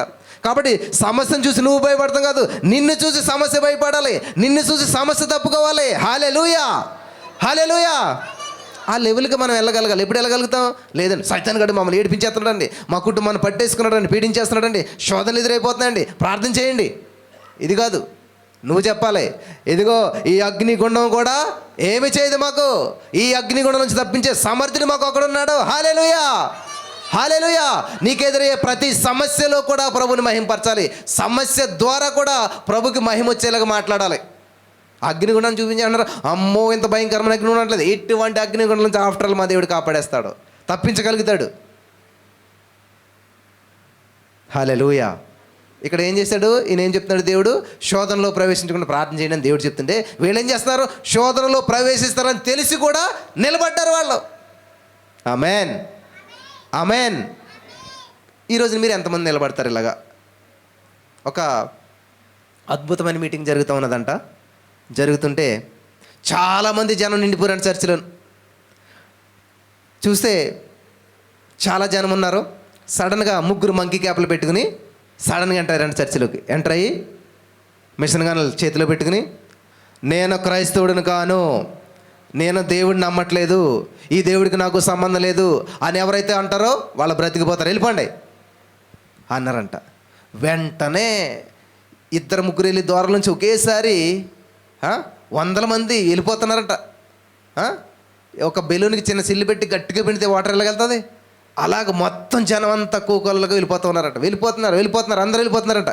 కానీ ఒక 2-3 మాత్రం మిగిలిపోయారంట. అప్పుడు వాళ్ళ దగ్గరికి, మీరు వెళ్ళకపోతే కాల్చి పడేస్తాం అన్నారంట. లేదండి, మేము వెళ్ళటానికి రాలేదు, దేవుని కొరకు నిలబడటానికి వచ్చాం. హల్లెలూయా. దేవుని మహింపరచడానికి వచ్చాం. దేవుని కొరకు మా ప్రాణం పోయినా పర్లేదు, కానీ మేము దేవుని కొరకు నిలబడతాం. మా దేవుడు శక్తిమంతుడు, మా దేవుడు గొప్పవాడు, ఈ సమయంలో మీ జీవితంలో కూడా అద్భుతం చేస్తాడు అని చెప్పారంట వాళ్ళు. వెంటనే ఇలా మంకీ క్యాపులు తీస్తే వాళ్ళు ఎవరు అనుకుంటున్నారు? పాస్టర్ గారులు అనమాట. హల్లెలూయా. మరి ఎందుకు అలా చేశారంటారు? మిగతా వాళ్ళు అంత ఏంటంటే పొల్లు, ఏదో అద్భుతం జరుగుతుందని వచ్చారు వాళ్ళు. సమస్య వస్తుందని వెళ్తే వాళ్ళు చర్చికి రారు వాళ్ళు. దేవుడి దగ్గరికి వెళ్తే అద్భుతం జరుగుతుంది, దేవుడి దగ్గరికి వెళ్తే ఉద్యోగం వస్తుంది అని ఆశతో వచ్చారు. కానీ అక్కడ తీరా వచ్చాక అమ్మో ఇలాగ ప్రాణం పోతే ఎందుకు, ఇట్లాంటి సమస్య అయితే ఎందుకు అని చెప్పి వెంటనే లేచి వెళ్ళిపోయారంట. అప్పుడు చెప్పాడంట పాస్టర్ గారు, ఇట్లాంటి పొల్లంతా మనకి ఎందుకు, స్వచ్ఛమైంది, నిత్యమైంది, అసలైంది ఒక్కరిద్దరున్నా పర్లేదు, వీళ్ళతోటే సమస్తాన్ని ప్రభావితం చేస్తాం. హల్లెలూయా. ఇజ్రాయేల్ ప్రజలందరినీ కూడా 30 లక్షల మంది నడిపించింది ఎవరంటండి? ఒకే ఒక్కడు. సినిమా టైటిల్ కాదు, మోసే గారు. ఎవరు? మోసే. 30 లక్షల మందిని. ఎందుకని? మోసే నా ఇల్లంతట్లో. మోసేకి అక్కలేదా, అనలేదా? మోసే ముందా, మిరియా ముందా? మోసే ముందా, అహరోను ముందా? మోసే బ్రతకడానికి, పాలు ఇవ్వటానికి తల్లిని ఏర్పాటు చేసిన అక్క. ఇంత మంచి పని చేసిన అక్కని ఎంచుకోవచ్చు కదా. చిన్నోడిని ఎందుకు ఎంచుకోవాలి అంటే, మోసే నా ఇల్లంతట్లో నమ్మకమైన వాడు. హల్లెలూయా. దేవుడి రోజున ఆకాశం నుంచి అంట నరులను పరిశీలన చేస్తూ చూస్తున్నాడు దేవుడు. ఎందుకనంట? వివేకం కలిగి దేవుని వెతుకువారు కలరేమో అని చెప్పి. అంటే ఎవరు లేరా? అంతే కదా, దొరకట్లేదు దేవుడికి ఎవరు. ఒకవేళ దొరికినట్లయితే దేవుడు ఏం చేస్తాడంటే వాళ్ళని అద్భుతంగా వాడుకుంటాడు. హల్లెలూయా. మోసే వల్ల వాడుకుంటాడు. మోసే వల్ల నమ్మకంగా ఉంటే మోసే వంటి నాయకుడిగా దేవుడు నేను చేయడానికి ఆయన ఇష్టపడుతూ ఉన్నాడు. ఆమేన్, ఆమేన్. హల్లెలూయా. ఇక్కడ ఎప్పుడైతే మరి ఈ యొక్క షద్రకు మేషకు అబేద్నెగో నిలబడ్డారో ఆ యొక్క అగ్ని కూడా వారికి ఆహ్వానం పలుకుతూ ఉందంట. అగ్ని జ్వాలలు పూలదండలుగా మారిపోయినాయి అంట. ఆమేన్, ఆమేన్. కనీసం వాళ్ళ వెంట్రుకకు కూడా అగ్ని వాసన అంటలేదంట. వాసన, ఆ బట్టలు కూడా అగ్ని స్మెల్ రాలేదంట. ఎప్పుడైతే అక్కడికి షద్రకు మేషకు అబేద్నెగో వెళ్ళారో అదే ప్లేసులకు దేవుడు వచ్చేసాడంట. నువ్వు దేవుని కొరకు నిలబడితే నీ పక్షంగా నీతో పాటు దేవుడు నిలబడతాను, కానీ ఎప్పుడు సంసిద్ధుడిగానే ఉన్నాడు. హల్లెలూయా, హల్లెలూయా. ఈ సమస్యలో నాకు ఎవరు నిలబడతారు, ఈ సమస్యలో నాతో ఎవరుంటారు, ఈ సమస్యలో నాకు ఎవరుంటారు అనుకుంటున్నావా? నువ్వు సింగిల్ అనుకుంటున్నావా? నువ్వు ఒంటరి అనుకుంటున్నావా? నో, నీ పక్షంగా నీ పక్కనే దేవుడు ఉన్నాడు. మీరు గమనించినట్లయితే షద్రకు మేషకు అబేద్నెగో వారి పక్కన ఎవరున్నారంటండి? 3 కాదు, అక్కడ 4 ఉన్నారు. ఎవరు చూసారు ఇది? ఒక అన్యుడైన రాజు చూసి చెప్తున్నాడు, 3 కాదు 4 కనిపిస్తున్నారు. కానీ నీకు కనిపించట్లేదు. దేవుడిని నమ్ముతావు, దేవుడిని ప్రార్థన చేస్తావు, అయినా కానీ దేవుడు నీకు కనపడ్డావు. నీ పక్కన ఉన్నాడు అన్న విషయం నీకు తెలియదు. 90 కీర్తన 15 ఏముంటుందంటే, అక్కడ శ్రమలో నేను అతనికి తోడుగా ఉన్నాను, అతన్ని విడిపిస్తున్నాను, అతన్ని గొప్ప చేస్తున్నాను. హల్లెలూయా, హల్లెలూయా, హల్లెలూయా. కాబట్టి వారితో పాటు దేవుడు ఏం చేస్తున్నాడంట? వారు నడిస్తే నడుస్తున్నాడంట, వారు తిరిగితే తిరుగుతున్నాడంట. కాబట్టి నిజంగా దేవుడు నీకు శ్రమలో నిన్ను విడిచిపెట్టే దేవుడు కాదు, నీకు తోడుగా ఉండే దేవుడు, నిన్ను విడిపించే దేవుడు, నిన్ను గొప్ప చేసే దేవుడు. హల్లెలూయా. ఎప్పుడైతే అక్కడ ఈ సిచ్యువేషన్ జరుగుతూ ఉందో, వాళ్ళ ముగ్గురిని అందరూ కూడా ఎలా కాల్తారా, వీళ్ళు ఎలా బూడిదవుతారా చూద్దామని చూస్తున్నారంట అంతా కూడా. చూసారా, నక్క గోతులో పడితే నలుగురు కలిపి 4 రాళ్ళు వేయాలనుకుంటారంట. ఎందుకని? మా పంట అంతా నాశనం చేసింది, మా ఇంట్లో పాడు చేసింది, ఇది చేసింది, అది చేసింది, అమ్మయ్య ఎన్నాళ్ళకి గోతులో పడ్డది అనుకుంటారంట. అలాగా ఇక్కడ శద్రకు మేషకు అబేద్నెగో ఉన్నవారు ఎప్పుడైతే నిలబడ్డారో, ఎంతమంది నమస్కారం చేస్తే ఎందుకు ఉండాలంట అని చెప్పి వీళ్ళ అగ్నిగుణాలు ఎలా మాడతారా, ఎలా కాలుతారో చూస్తారని అనుకుంటున్నారండి జనాలందరూ కూడా. విచిత్రమైన విషయం ఏంటంటే, చరిత్రను వాళ్ళు చూడలేదు, చరిత్రను సృష్టించారు. హల్లెలూయా. చరిత్ర చదువుకోవట్లేదు. దేవుడి కొరకు నిలబడితే ఏమొస్తుందో వాళ్ళు చదవట్లేదు. దేవుని కొరకు నిలబడి మేము చూపిస్తాం, దేవుడు శక్తి అంటే మేము చూపిస్తాం, దేవుడు మహిమని అంటే మేము చూపిస్తాం. అగ్ని వాసన అంటకుండా మేము బయటికి రావడం చూసి అనేక మంది దేవుని మహిమపరచాలనుకున్నారు వాళ్ళు. హల్లెలూయా. ఎప్పుడైతే అగ్నిలోంచి ఏం చేస్తారంట, వాళ్ళు స్విమ్మింగ్ పూల్ నుంచి నడుచుకొచ్చినాడు. స్విమ్మింగ్ పూల్ నుంచి వచ్చినట్టుగా కనీసం బట్టలు తడితే, ఈ అగ్ని నుంచి వచ్చిన వరకు అంట అగ్ని వాసన కూడా అంటలేదంట. హల్లెలూయా, హల్లెలూయా, హల్లెలూయా. మనకి ఎలాగనిపిస్తుంది అంటే ఏదో కథలాగానో స్టోరీలాగా అనిపిస్తుంది. నిజంగా అసలే ఒక ఆలోచన చేయండి. అగ్నిగుండం నుంచి నడిచి వచ్చారనుకోండి, చిన్న పినీస్ మీద అడుగేస్తేనే గుచ్చుకున్నదంటే ఇంక చూడాలి వాళ్ళ పరిస్థితి ఎలాగుంటుంది. పొరపాటున బ్లడ్ వచ్చిందంటే ఇంకా అసలే అయిపోయినట్టే. కొంతమంది కళ్ళు తిరిగి పడతారు కూడా. అటువంటిది అగ్నిగుండంలోకి వెళ్ళి తిరిగి వచ్చారంటే ఎలాగుంటుంది. అప్పుడు రాజు ఏమన్నాడు తెలుసా? శద్రకు మేషకు అబేద్నెగో ఉన్నవారు దేవుడే దేవుడు, వీళ్ళకి వ్యతిరేకంగా ఎవరన్నా మాట్లాడినట్టయితే వాళ్ళ అగ్నిగుండంలోకి పోతారంట. హల్లెలూయా, హల్లెలూయా. ప్రియులారా గమనించాలి, నువ్వు దేవుని పక్షంగా నిలబడినట్లయితే, నీ పక్షంగా దేవుడు నిలబడినట్లయితే లోకమంతా కూడా నీకు నమస్కారం చేస్తుంది. ఆమెన్, ఆమెన్, హల్లెలూయా. దేవుడు నీకు పవర్ ఇస్తాడు. ఎన్నికల్లో నిలబడతాం కాదు, ఎలక్షన్లో నిలబడతాం కాదు, దేవుళ్ళో నిలబడి చూడు, సర్వలోకాన్నే దేవుడు నీకు బానిసగా చేస్తాడు. హల్లెలూయా, హల్లెలూయా, హల్లెలూయా. అయితే మన భారతదేశానికి ప్రధానమంత్రి మోడీ గారు కదా, ఆయనకి మన దేశం అంతా కూడా సలాం చేస్తుంది, నమస్కారం చేస్తుంది. కానీ నువ్వు దేవుని కొరకు నిలబడినట్లయితే ప్రపంచం అంతా కూడా నీకు నమస్కారం చేస్తుంది. ఇక్కడ నిలబడరు ఎవరు కూడా. అయ్యగారు నాకే మొన్న ఫోన్ ఇచ్చిందన్నమాట, నేను మా ఊర్లో పంచాయతీ ప్రెసిడెంట్గా నిలబడ్డాను. మరి 3:30కి నిలబడతారా మీరు అన్నాను నేను. అక్కడ మాత్రం నిలబడరు. 3:30కి మోకరించగలుగుతారా? మోకాళ్ళ మీద నిలబడగలుగుతారా? అజ్జి బాబు, అంత పొద్దుటంటే చాలా కష్టం. మీరు మోకాళ్ళ మీద నిలబడండి, ఆటోమేటిక్గా ఎలక్షన్లో మీరు విజయం మీదే. ఆమెన్, హల్లెలూయా. శద్రకు మేషకు అబేద్నెగో వారు నిలబడితే శోధనని తెలిసి కూడా నిలబడ్డారు. ఆమెన్. వాళ్ళకి తెలియదు ఇంత ఘనత వస్తుంది, వాళ్ళకి తెలియదు ఇంత దేవుడు వస్తాడు కూడా ఉంటాడని తెలియదు. వాళ్ళు ఏమనుకున్నారంటే ఈ అగ్నిగుండం నుంచి మమ్మల్ని దేవుడు కాపాడుతాడు అనే విషయం మాత్రం వాళ్ళకి విశ్వాసం ఉంది, కానీ నిజంగా దేవుడే వారి మధ్యకు వస్తాడు అనేటువంటి విషయం వాళ్ళకి తెలియదు. నువ్వు అడుగు ఊహించే దానికంటే దేవుడు గొప్ప కార్యాలు చేస్తాడంట. కాపాడుతాడని మాత్రం అనుకుంటే ఏకంగా ఆయన దగ్గరికి వచ్చేసాడంట. ఆమెన్. నేను కొన్ని సంవత్సరాల క్రితం ఫిజికల్ ఫిట్నెస్ ట్రైనర్ని కాబట్టి నేను నా క్లాస్ మార్నింగ్ 5:30కే 6కే మరి హైటెక్ సిటీలో క్లాస్ ఉంది. హైటెక్ సిటీ దాటి ఇంకా లోపలికి వెళ్ళాలి. వెళ్తున్నటువంటి సమయంలో హైటెక్ సిటీలో కూడా చార్మినార్లకు ఒక 4 పిల్లర్స్ ఉంటాయి, సేమ్ చార్మినార్గానే ఉంటుంది. అక్కడికి వెళ్ళేసరికి ఆ చార్మినార్ దాటి ఇలాగ వెళ్ళేసరికి సడన్గా బైక్ ఆగిపోయింది. అయితే ఇంకా ఒక 5 మినిట్స్ అయితే క్లాస్లో ఉంటాను నేను, కానీ బైక్ ఆగిపోయింది. ఎర్లీ మార్నింగ్ మనకి హైదరాబాద్ సిటీ అంటే తెలుసు కదా, 10-11 అయితే కానీ కనీసం ఎవరో కనిపించరు మనకి. నేను మార్నింగ్ వెళ్తున్నాను, వెనక ముందు ఎవ్వరు లేరు. చూశాను అది ఎంత బైక్ స్టార్ట్ చేసినా సెల్ఫ్ కొట్టినా ఏం చేసినా అవ్వట్లేదు. అది దానికి ఉన్న సమస్య ఏంటో తెలియట్లేదు. నేను చాలా ట్రై చేశాను. ఇంకా 5 నిమిషాలు దగ్గర 4 నిమిషాలు ట్రై చేశాను. ట్రై చేసి ఇంకేం చేయాలో అర్థం కావట్లేదు. ఇంకా ఏం లోపం ఉందని చెప్పి ఇట్లాగా చూస్తూ ఉన్నాను. ఈ లోపల ఒక వ్యక్తి నిలబడ్డాడు పక్కన. నిలబడిన ఆయన ఏమి వచ్చాడంటే ఒక టర్నర్ స్క్రూ అని ఉంటుంది అన్నమాట, ఇంత అది పట్టుకుని వచ్చాడు. ఈయన ఎందుకు వచ్చాడంటే ఏంటి ప్రాబ్లం అన్నాడు. అదే బైక్ స్టార్ట్ అవ్వట్లేదండి అంటే ఆ పక్కకి తిరిగి ఇలా చూసి ఇది పెట్రోల్ ఓవర్ఫ్లో అయిందని చెప్పి ఒక చిన్న బోల్ట్ ఉంటుంది తిప్పేసేసి అందులో ఉన్న పెట్రోల్ అంతా అలా పైకి బయటకు వచ్చేలా చేసేసాడు. చేసాక అది బిగించాడు, ఆయనే టైట్ చేశాడు, మళ్ళీ ప్లగ్ పెట్టాడు. ఇప్పుడు స్టార్ట్ చేయండి అన్నాడు. నేనేం చేశాను, అది ఇట్లా యాక్సిలేటర్ పట్టుకుని దాన్ని బైక్ని ఇలా స్టార్ట్ చేస్తా ఉన్నాను అనమాట. స్టార్ట్ చేస్తే ఒక దెబ్బకి స్టార్ట్ అయిపోయింది. అంతే, ఈ పెట్రోల్ ఇదంతా కారణం చెప్పి ఇలా చూస్తున్నాను. స్టార్ట్ అయిన తర్వాత మళ్ళీ ఇలా చూశాను. ఇలా చూస్తే పక్కన మనిషి లేడు అసలు. అక్కడ కనీసం నిజంగా ఒక మనిషి మనకి ఒక 1 మినిట్లో నడిచి వెళ్ళాలంటే కనీసం కనిపిస్తారు. అక్కడ నేను 1/2 కిలోమీటర్ లెక్కలో అంత ఓపెన్ ఏరియాని, ఎవరు లేరు అక్కడ, ఏ మనిషి లేడు. చూస్తే వచ్చాడు, చేశాడు, వెళ్ళిపోయాడు. ఆయన ఎందుకు వచ్చాడు, ఎలాగొచ్చాడు ఏంటో కూడా తెలియదు అసలు. నేను హల్లెలూయా.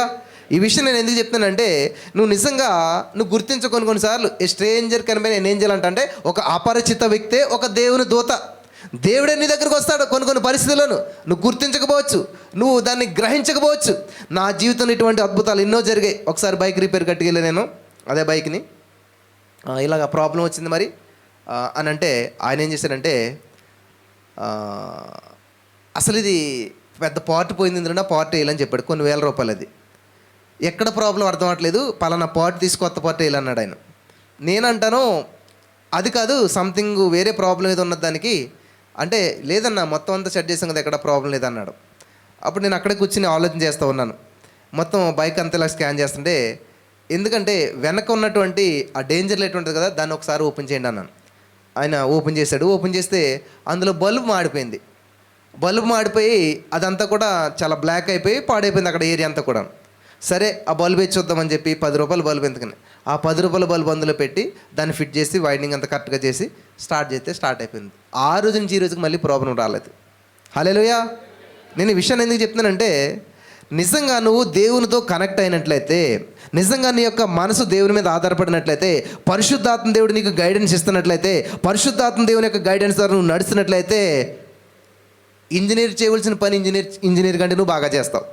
డాక్టర్ చేయవలసిన పని డాక్టర్ కంటే నువ్వు బాగా చేస్తావు. ఎలాగంటే సకల జ్ఞానములు ఆయన యందు గుప్తములై ఉన్నాయి. హల్లెలూయా, హల్లెలూయా, హల్లెలూయా. కాబట్టి సొలొమోనే జ్ఞానవంతుడు భూలోకంలో అంటే, సొలొమోను కంటే గొప్పవాడు ఇక్కడ ఉన్నాడంట. ఎవరైనా యేసయ్య. కాబట్టి యేసయ్య నీలో ఉన్నాడా? ఉన్నాడు. ఇదిగో యుగ సమాప్తి వరకు సదాకాలం నేను మీలో ఉన్నాను, మీతో ఉన్నానని చెప్తున్నాడు. ఇది నమ్మం మనం.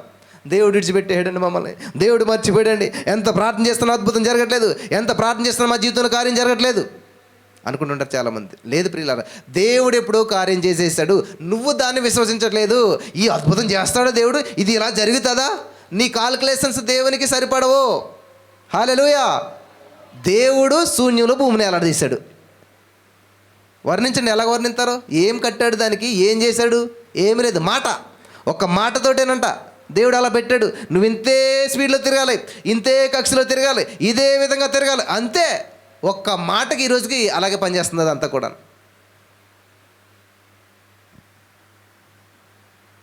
ఒక ఆయనంట అసలు దేవుడే లేడని చెప్పి మీటింగ్లు పెట్టాడంట.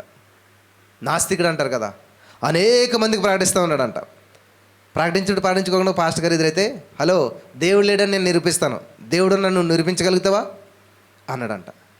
అదేంటంటే, దేవుడు ఉన్నాడు కాబట్టి సువార్త అంతా ప్రకటిస్తాను, దేవుడు లేడని ఎలా నిరూపించగలుగుతారు అంటే, లేదు లేదు లేదు లేదు లేదు నేను నిరూపిస్తాను అని అన్నాడంట. సరే రేపు 10:30కి మీటింగు, నువ్వు వస్తే ఆ మీటింగ్ నువ్వు వస్తే నువ్వు వాదిస్తే దేవుడు ఉన్నాడు అన్నట్టు, లేదనుకో నేను నెగ్గినట్టు అన్నాడంట. మీటింగ్ అరేంజ్ చేశారు. 10:30 అయింది, 11 అయింది, 12 అయింది. ఇంక ఈ నాస్తికుడు ఏంటంట, నేను నెగ్గేశాను, చూసారా ఆయన రాలేదు, ఆయన వల్ల అవ్వదు, నిజంగా దేవుడు లేడు కాబట్టి ఉంటే చెప్పడానికి రావాలి కదా అని అంటే, ఆయన ఇంక అంతా లేచి వెళ్ళిపోతున్న టైంలో ఆయన వచ్చాడంట. ఏంటంటే లేట్ అయింది, ఆల్రెడీ మేము నెగ్గేసాం, అనౌన్స్మెంట్ చేసుకున్నాం, మీరు ఇంత ఆలస్యం ఎందుకు అయింది, ఇంత లేట్గా ఎందుకు వచ్చారు అంటే, నాకు 1 నిమిషం టైం ఇస్తారని చెప్పి అని చెప్పాడంట. అయ్యా నేను ఈ మీటింగ్ రావడానికి అందరికంటే ముందు నేనే బయలుదేరాను, కానీ మీ మీటింగ్ అటేయడానికి మధ్యలో ఒక వాగు ఉన్నది, అంటే ఒక నది లాంటి ఉన్నది. ఈ నది నేను దాటి రావాలంటే అక్కడ బోటు చూస్తే ఏమీ లేదు, కాబట్టి ఆ నది దాటి రావడానికి నాకు ఏం చేయాలి అర్థం అవ్వలేదు. సడన్గా నేను అక్కడ నుంచుని ఉన్నాను, అందులో అనేకమైనటువంటి ఈ చెక్కలు తేలుకుంటూ వస్తున్నాయి. అప్పుడు సడన్గా ఏమైనంటే ఒక చెక్కకు ఒకటి జాయింట్ అయిపోయి చెక్కలన్నీ కూడా ఇలాగ అయిపోయినాయి. దానికి అదే ఇలా వంతులాగా ఏర్పడిపోయి ఆటోమేటిక్గా ఒక వంతున ఏర్పడిపోయింది. అప్పుడు దాని నుంచి నడుచుకుంటూ వచ్చాను, అందుకే ఇంత లేట్ అయింది అన్నాడంట. చాలే మీ కథలు ఎవరు నమ్ముతారు? దానికి అదే మేకులు వచ్చాయా, దానికి అదే చెక్కలు వచ్చిందా, దానికి అదే వంతున అయిపోయిందా, ఇటువంటి ఎవరు నమ్మరు అని అన్నారంట. ఖచ్చితంగా ఇది ఎవరొకరు చేస్తే కానీ ఇది జరగదు. అయితే ఇది మీరు నమ్మరు, కానీ ఆకాశంలో భూమి ఏలాడిపోతుంది, ఆకాశంలో నక్షత్రాలు ప్రకాశం చేస్తూ ఉన్నాయి. ఈ సృష్టి అంతా కూడా దేవుడు లేకుండా దాని అంతా అదే పనిచేస్తుంది అంటే మాత్రం మేము నమ్మేసేయాలి. ఇదంతా దేవుడి సృష్టి అని మీరు నమ్మరు. చెక్కలు వచ్చి దానికి అదే వంతుని కట్టబడ్డంటే మాత్రం మీరు నమ్మరు. కానీ దేవుడు లేకుండా ఇదంతా జరిగిపోతుందంటే మేము నమ్మేసేయాలి అని అంటే ఇంకా ఆయనకి ఏం సమాధానం చెప్పాలో, దానికి ఏం ఆన్సర్ చేయాలో తెలియక అక్కడితో తలదించుకున్నాడంట. హల్లెలూయా, హల్లెలూయా. రాత్రిగా నిన్న ఒక విషయం నేను చెప్పాను. ఒక సేవకుడిని అడిగాడంట, బైబిల్ అంటే ఎవరు రాశారు అంటే ఆయన పరిశుద్ధాత్మ అలా కాదు, నాకు కరెక్ట్ ఆన్సర్ చెప్పాలి. ఒక పర్సన్ పేరు చెప్పు, ఎవరు రాశారు అంటే 40 మంది గెలుపు, అది కాదు, ఒక పేరు చెప్పు ఎవరన్నాను. ఎవరు రాశారు తెలియదు కానీ దీన్ని పట్టుకుని దేవుడు గొప్పడు, అది దీన్ని నమ్ముతూ కూర్చుంటారు మీరు అన్నారంట. మరి దేవుని సేవకుడు అంటే సామాన్యుడు కాదు కదా, దేవుడు ఆయన కూడా జ్ఞానం ఇచ్చాడంట. ఎవరు రాశారో తెలీదు, ఎప్పుడు రాశారో తెలీదు, కానీ దీనిలో జీవం ఉందని మేము నమ్ముచున్నాం. ఇది నమ్మిన తర్వాత మా జీవితాలు బాగుపడ్డాయి, ఇది నమ్మిన తర్వాత త్రాగుబోతులు మార్చబడ్డారు, ఇది మేము నమ్ముతున్నాం. మరి మీరు ఎందుకు నమ్మరు? సరే, ఎక్కాల పుస్తకం ఎవరు రాశారని అడిగాడు పాస్టర్ గారు. మరి నేను చెప్తాడు, ఎవరు రాశారని చెప్తాడు. 2 రెళ్ళు ఎంత అంటే 4 అన్నాడు. ఎలా చెప్పు అంటే ఎక్కాల పుస్తకంలో చెప్పాడు అన్నమాట. ఎక్కాల పుస్తకం ఎవరు రాశాడో తెలియదు కదా, మరి అది ఎందుకు నమ్ముతున్నావు అని అడిగాడంట. ఎక్కాల పుస్తకాన్ని ఎవరు రాశాడో నీకు తెలియదు, కానీ నువ్వు అది చదివి నీ పిల్లలు చదివించి రోజు బట్టి పట్టిస్తున్నావు, మరి అది ఎలాగా? ఇంకేం సమాధానం చెప్తాడు ఈయన? ఇలా చాలామంది ఏమనుకుంటారంటే వాళ్ళ ఆలోచన విధానం బట్టి ఎస్ మేము చాలా తెలివైన వాళ్ళు, మేము చాలా గొప్పవాళ్ళు, మాకెవడు ఎదురు లేడు అనుకుంటారు. సామెత ఉంటే తెలుగులో, తాడు దన్నివాడు ఉంటే వాడు తలం దన్నివాడు ఇంకొకడు ఉంటాడంట. మన దేవుడు అందరికంటే జ్ఞానవంతుడు, బలవంతుడు, శక్తివంతుడు. అన్ని నామముల కంటే మన యేసయ్య నామం పైనామం. ఈ లోకంలో ఉన్న ప్రతి మోకాలు కూడా యేసు నామమున వంగవలసిందే. కాబట్టి ఇక్కడ శోధనలో ప్రవేశించకుండా ప్రార్థన చేయమని దేవుని వాక్యం సెలవిస్తుంటే, శోధనలో ప్రవేశిస్తారని తెలిసి కూడా దేవుని కొరకు నిలబడ్డారు. శద్రకు మిషకు అబేద్నెగో వారు దేవుని కొరకు నిలబడినట్లయితే ఏమవుతుందంటండి, నా నామమున మీరు దూషించబడతారు, ద్వేషించబడతారు. క్రీస్తు నిమిత్తమైన నింద గొప్ప భాగ్యం అంట, మామూలు భాగ్యం కాదు. మీలో చాలామంది ఎవరన్నా నిందింతే చాలు, ఎవరంటే చాలు చాలా బాధపడిపోతుంటారు. దేవుని కొరకు ఎప్పుడు మెచ్చుకోవాలి మిమ్మల్ని అందరినీ కూడా. ఎప్పుడు మంచి జరగాలి, ఎప్పుడు మేలే జరగాలి, ఎప్పుడు ఇదే కావాలని చూసుకుంటారు. కానీ నిజంగా దేవుడి నిమిత్తమైన వచ్చినట్టు నింద ఎంత అద్భుతంగా మార్చబడతా తెలుసా? హల్లెలూయా. నేను ఇంట్లో కూర్చుని పరిచయం చేసుకునేవాడిని. మమ్మల్ని విమర్శించడం ప్రారంభించారు. విమర్శ పెరిగే కొద్దీ ఆశీర్వాదం పెరుగుతూ వచ్చింది. హల్లెలూయా. నిన్ను దూషించిన వారిని, నిన్ను దేశించిన వారిని, నిన్ను విమర్శించిన వారిని నువ్వు అస్సలు పట్టించుకోవద్దు. ఎప్పుడైతే వాళ్ళని గెంజిలో ఏగలా తీసి పడేస్తావో దేవుడు నిన్ను సింహాసనం మీద ఎక్కిస్తాడో. హల్లెలూయా, హల్లెలూయా. అంతేగాని నిన్ను విమర్శించే వాళ్ళ వైపు భూతద్దం పెట్టుకుని చూసుకుని నన్ను విమర్శించారు, నన్ను అన్నారంటే అది దేవునికి వాళ్ళకి సంబంధం. దేవుడు ఏం చేస్తాడో తెలుసా? ఎప్పుడైనా సరే నిన్ను ఎవరైనా విమర్శించినా, నేను తక్కువ అంచనా వేసినా దేవుడు వాళ్ళని ఏమి చేయడు, నిన్ను చేస్తాడు. ఏం చేస్తాడంటే నిన్ను ఉన్నతంగా హెచ్చిస్తాడు. హల్లెలూయా, హల్లెలూయా, హల్లెలూయా. యోసేపుని చూసినట్లయితే అందరూ బానిస అటు ఇటు అని చెప్పి వారిని ఎంతో హింస పెట్టాడు. జయలలిత గారు చాలా తక్కువ అంచనా వేశాడు, కానీ జయలలిత గారిని దేవుడు ఏం చేయలేదు, కానీ యోసేపుని చేశాడు, అదే దేశానికి గొప్పని చేశాడు. ఆమేన్. నిజంగా సింపుల్ ట్రిక్ ఏం చెప్పమంటారా? ఎవరైనా మిమ్మల్ని విమర్శించినా, మీ మీద వీడియోలు చేసి పెట్టినా, మీ గురించి చెడుగా మాట్లాడినా వాళ్ళని బ్లెస్సెస్ వదిలేసేయండి. దేవుడు వాళ్ళు చూసుకుంటారా పని ఏదను. దేవుడి వైపు నువ్వు చూసినట్లయితే దేవుడు నేను చూస్తాడనమాట. నిన్ను తక్కువ అంచనా వేస్తారా, నిన్ను హింస పెట్టారా, నిన్ను బాధ పెట్టారా, లే నువ్వు అక్కడ కదా ఉండవలసింది, సింహాసనం ఎక్కింటారనమాట. నువ్వు సింహాసనం ఎక్కాకపోతే ఏం చేస్తాడో ఏమనగలుగుతారు? దేవుడు తెరిచిన ద్వారానే ఎవడైనా మోస్తాడా? ఇంపాసిబుల్. దేవుడు తెరిచిన ద్వారం మూటి ఎవడి వల్ల కాదు. హల్లెలూయా. దేవుడు మూసిన ద్వారం తెరవడం కూడా ఎవరి వల్ల కాదు. కాబట్టి మన జీవితంలో ఒకవేళ క్రీస్తు నిమిత్తమైన నింద వస్తే గొప్ప భాగ్యం. ఎంతమంది భాగ్యవంతులు ఉన్నారు ఇక్కడ? Wow, praise God. నన్ను దేవుడి నిమిత్తం నిందించారండి, మా కుటుంబంలో నిందించారు, మా తోడుకోడలు నిందించింది, నా భర్త నిందించాడు. కేవలం దేవుని నిమిత్తమే నిందను అనుభవించానంటే మీరు చాలా భాగ్యవంతులు. హల్లెలూయా, హల్లెలూయా. ఉద్యోగం రాలన్నప్పుడు అంటారన్నమాట, ఏం చేశాడు మీ దేవుడు? పెళ్ళి అవ్వలేనప్పుడు అంటారు.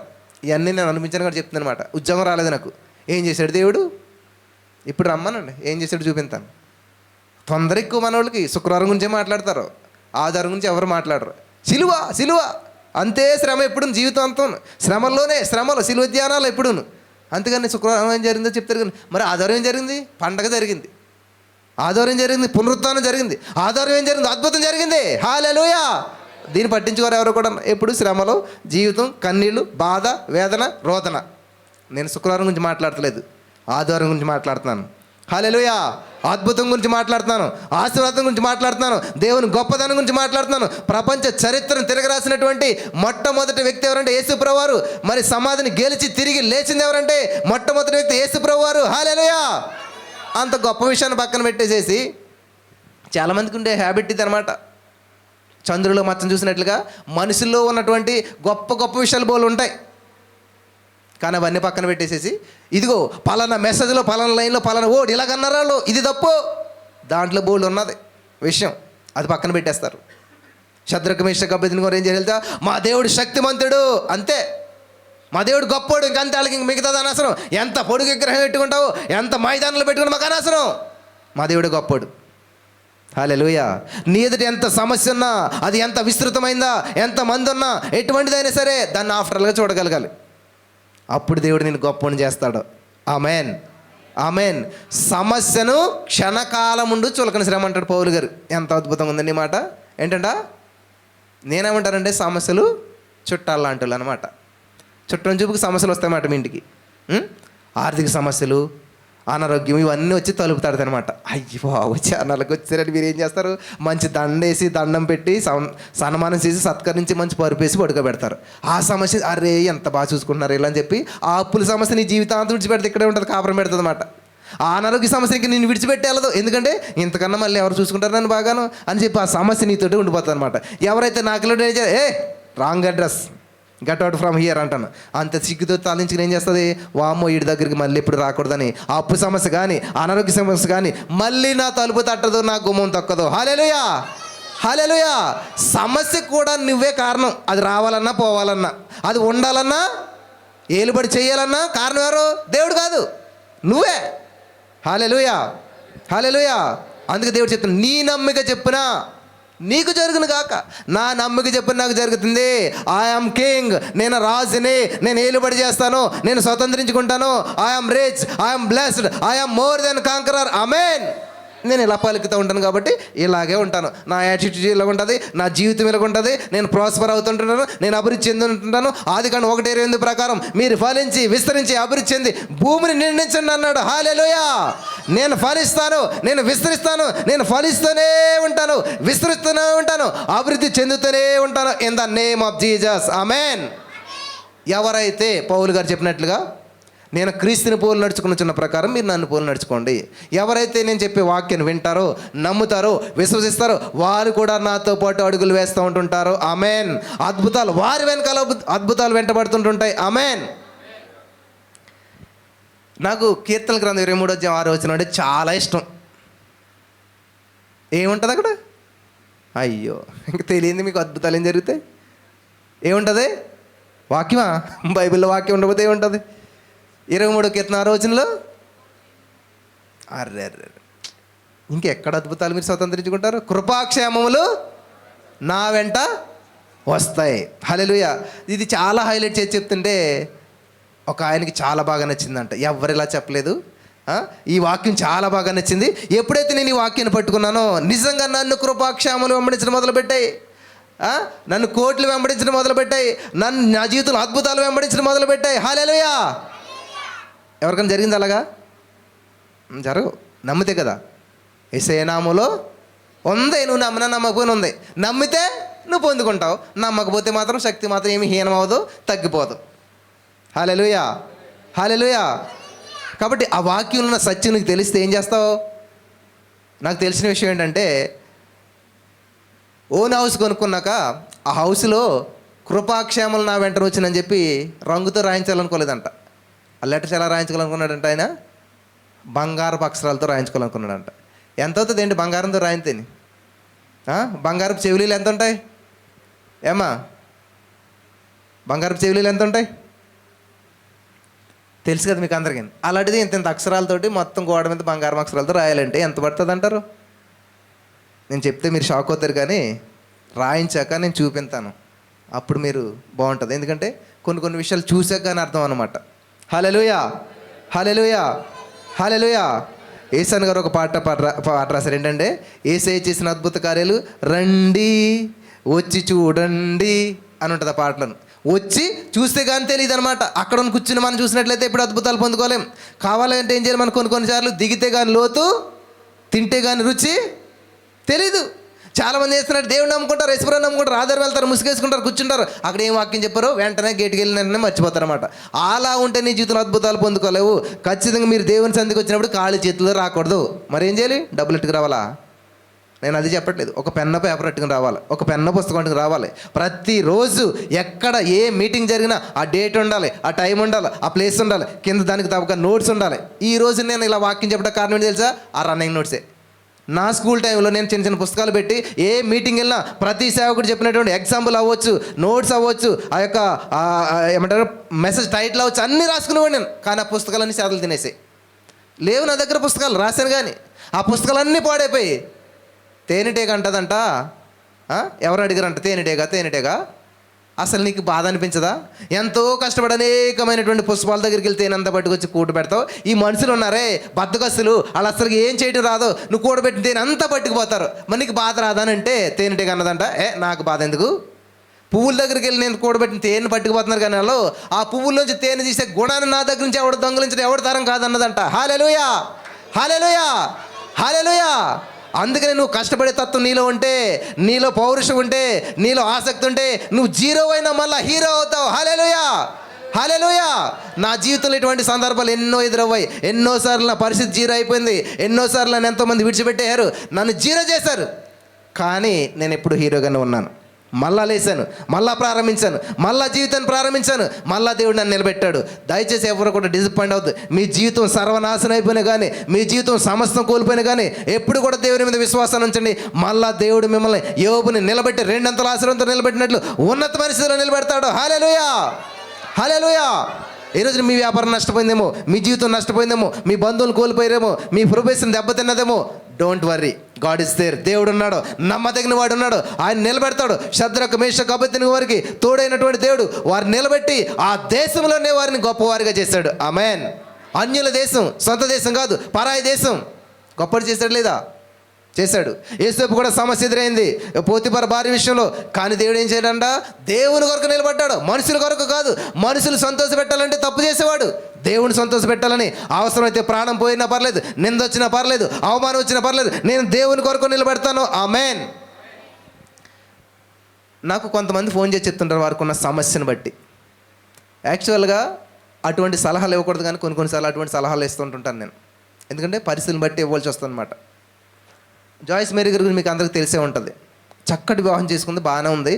భర్తతో పాటు కొంత దూరం వెళ్ళింది, మంచిగా కన్సీవ్ అయింది, బిడ్డను కన్నది. కానీ సడన్గా ఆయన వదిలేసి వెళ్ళిపోయాడు. మరి ఏం చేయాలి? అమ్మో, క్రైస్తవులు 2 పెళ్లి చేసుకోకూడదండి, ఒకటే భర్త ఒకటే జీవితం కాబట్టి అలాగే జీవితం గడిపింది అనుకోండి. ఈరోజు అంత గొప్పదవుతుంది కదా ఆవిడ. జీవితం ముగించబడింది అనుకోలేదు ఆవిడ. కొంచెం బాధపడ్డది, కొంచెం కామా పెట్టుకుంది ఆవిడ, ఫుల్ స్టాప్ పెట్టుకోలేదు. చాలామంది ఇంతే, ఏదైనా సిచ్యువేషన్ జరిగిందంటే అంతే, ఇంకా జీవితం ఇంకేమీ లేదు. No, comma. మన జీవితంలో కామాలు మాత్రం ఉంటాయి కానీ ఫుల్ స్టాప్ ఉండకూడదు. హల్లెలూయా, హల్లెలూయా. మళ్ళా జీవితాన్ని ప్రారంభించింది.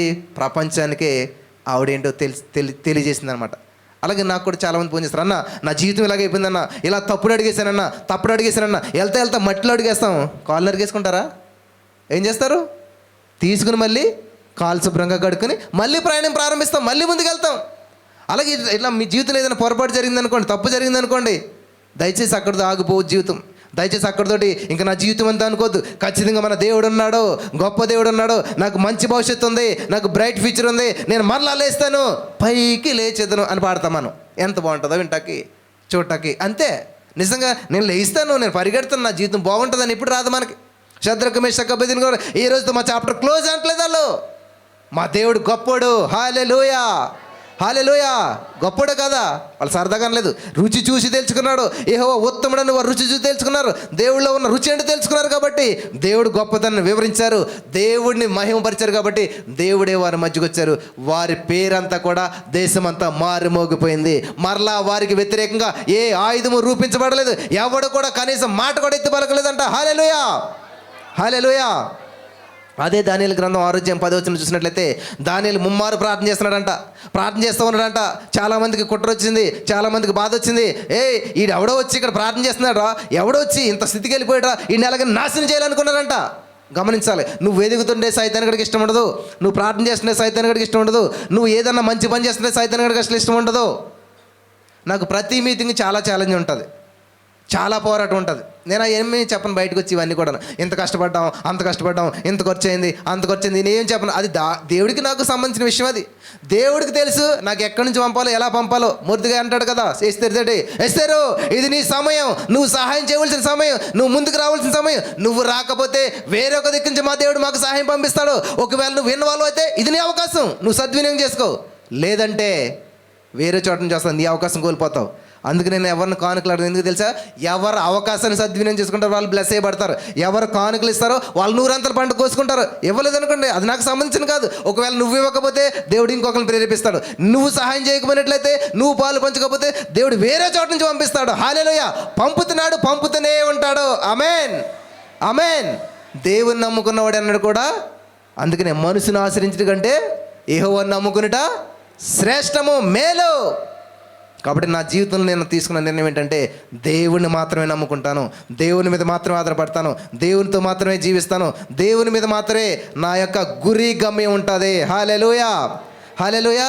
దానియేలు కూడా ఏం చేయడంటే, దేవుడు నాకు ఉద్యోగం ఇచ్చిన దేవుడు నన్ను హెచ్చించాడు, ఈ స్థితిని ఇచ్చింది దేవుడిని కాదంటే మాత్రం నేను అసలే ఏ విధంలో రాజీ పడను అని చెప్పి ఏం చేయడంటే ఆయన ప్రార్థన చేస్తున్నాడు. ముమ్మారు ప్రార్థన చేస్తూనే ఉన్నాడు. వ్యతిరేకతలు వచ్చాయి. ప్రార్థన చేస్తే ప్రాణం పోతుందని తెలుసు, ప్రార్థన చేస్తే సోదరం వస్తుందని తెలుసు. ఏమొచ్చినా కానీ ప్రార్థన చేయకుండా నేను ఉండలేను, ప్రార్థన చేయకుండా నేను ఉండలేదు అని చెప్పి ప్రార్థన చేయడానికి ప్రాముఖ్యతనిచ్చాడు. ప్రార్థన చేశాడు. ప్రతికూల పరిస్థితులు ఎదురవై చివరికి సింహాల బోన్లోకి వెళ్ళేటువంటి పరిస్థితి లేదు, మీకు అందరికీ తెలుసు. అయినా కూడా ప్రార్థన మారలేదంట. సింహాల బోన్లోనే సేఫ్ ఉంది నాకు. ఇంకాను బయట ఉంటే మనుషులు, బయట ఉంటే ఇటువంటి విషయాలు. కాబట్టి నేను దేవుని సంధిలో ఉండి ప్రార్థన చేయడానికి ఆటంకాలు వచ్చాయి కాబట్టి సింహాల బోన్లో ప్రార్థన చేసుకుంటానని చెప్పి అనుకున్నాడంట. హల్లెలూయా, హల్లెలూయా. కాబట్టి దేవుడు దానియేలుతో అని ఉంటాడు నాకు తెలిసి. దానియేలు ఆ మనుషుల మధ్య కంటే సింహాల మధ్యనే బెటర్ అయ్యా, చక్కగా ప్రార్థన చేసుకోవచ్చు. మనుషులైతే నేను ఆటంకపరుస్తారు, సింహాలు అయితే చక్కగా నీకు కావలిగా ఉంటాయి, నీ చుట్టూ ఉంటాయి. ఏం మాట్లాడవు, ఏమి గొడవ చేయవు. ఒక్క సింహం అరిపినట్టు కానీ, అరిసినట్టు కానీ, గొడవ చేసినట్టు కానీ ఏమీ లేదంటండి. హ్యాపీగా ఏమన్నా మరిపోయి దానియేలుకి ఏమైనా భయపడ్డా? ఏమి లేదు. సింహాల మధ్యలో సంతోషంగా ఉన్నటువంటి వ్యక్తి ఎవరంటే దానియేలు. హల్లెలూయా, హల్లెలూయా. శద్రక్ మేషక్ అబేద్నెగో వారికి అంట, అరే బాబు మనుషుల మధ్యలో కాదు మీరు ఉండవలసింది, అగ్ని మధ్యలో ఉండాలి, ఆనందంగా ఉండాలి. ఆమేన్. మీలో చాలామంది అగ్ని వంటి శ్రమలు బ్రదర్ అంటారు. అగ్ని వంటి శ్రమలు కాదు అవి, అద్భుతమైనటువంటి జీవితం దేవుడు ఇవ్వటానికి దేవుడు నిన్ను అలా నడిపిస్తూ ఉన్నాడు. దేవుడు నీతో ఉండడానికి నేను ప్రత్యేకంగా పెట్టాడు. సంతోషంగా ఎంచుకోండి దాన్ని. దానియేలు గారు సింహాల బోన్లో ఉండి దేవుని స్తుతిస్తూ ఉన్నాడంట, దేవుని మహింపరుస్తూ ఉన్నాడంట. ఆమేన్, ఆమేన్. ఆ రాజు ఏమన్నాడు తెలుసా? జీవము కలిగిన దేవుని సేవకుడు అయిన దానియేలు. హల్లెలూయా. బా, ఏం పిలుపు వచ్చిందండి. దానియేలు అనలేదు ఆయన, ఏమన్నాడు? జీవము కలిగిన దేవుని సేవకుడు. హల్లెలూయా. ఆ తెలుగులో సేవకుడు ఉంది, ఇంగ్లీష్లో ఏముంటుందంటే వర్షిప్పర్, దేవుని స్తుతించేవాడా, దేవుని మహింపరిచేవాడా. దానియేలు, నీ దేవుడు నిన్ను కాపాడినా. ఆయన ఏమన్నాడు తెలుసా? రాజు చిరకాలం ఉండును గాక. ఆమేన్. అంటే నేను ఆల్రెడీ సేఫ్, మీరు కూడా క్షేమంగా ఉండాలి. ఎప్పుడు కూడా ఎదుటి వ్యక్తి క్షేమం కోరుకోండి ప్రియులారా. ఎప్పుడు కూడా ఎదుటి వ్యక్తి బాగు కోరుకోండి. ఎందుకంటే నేను చాలాసార్లు చెప్పిన వేసాను గారు స్టోరీ. ఒక తాగుబోతుని తీసుకొచ్చి ప్రార్థన చేయమంటే వేసాను గారు అన్నట, దేవుడి బిడ్డను దీవించి ఆశ్రయించి బలపరిచిన కాకుంటే పక్కన ఉన్నంత కోపం వచ్చిందంట. వాడేమో తాగుతోలుతుంటాడని దీవింతావా నువ్వు?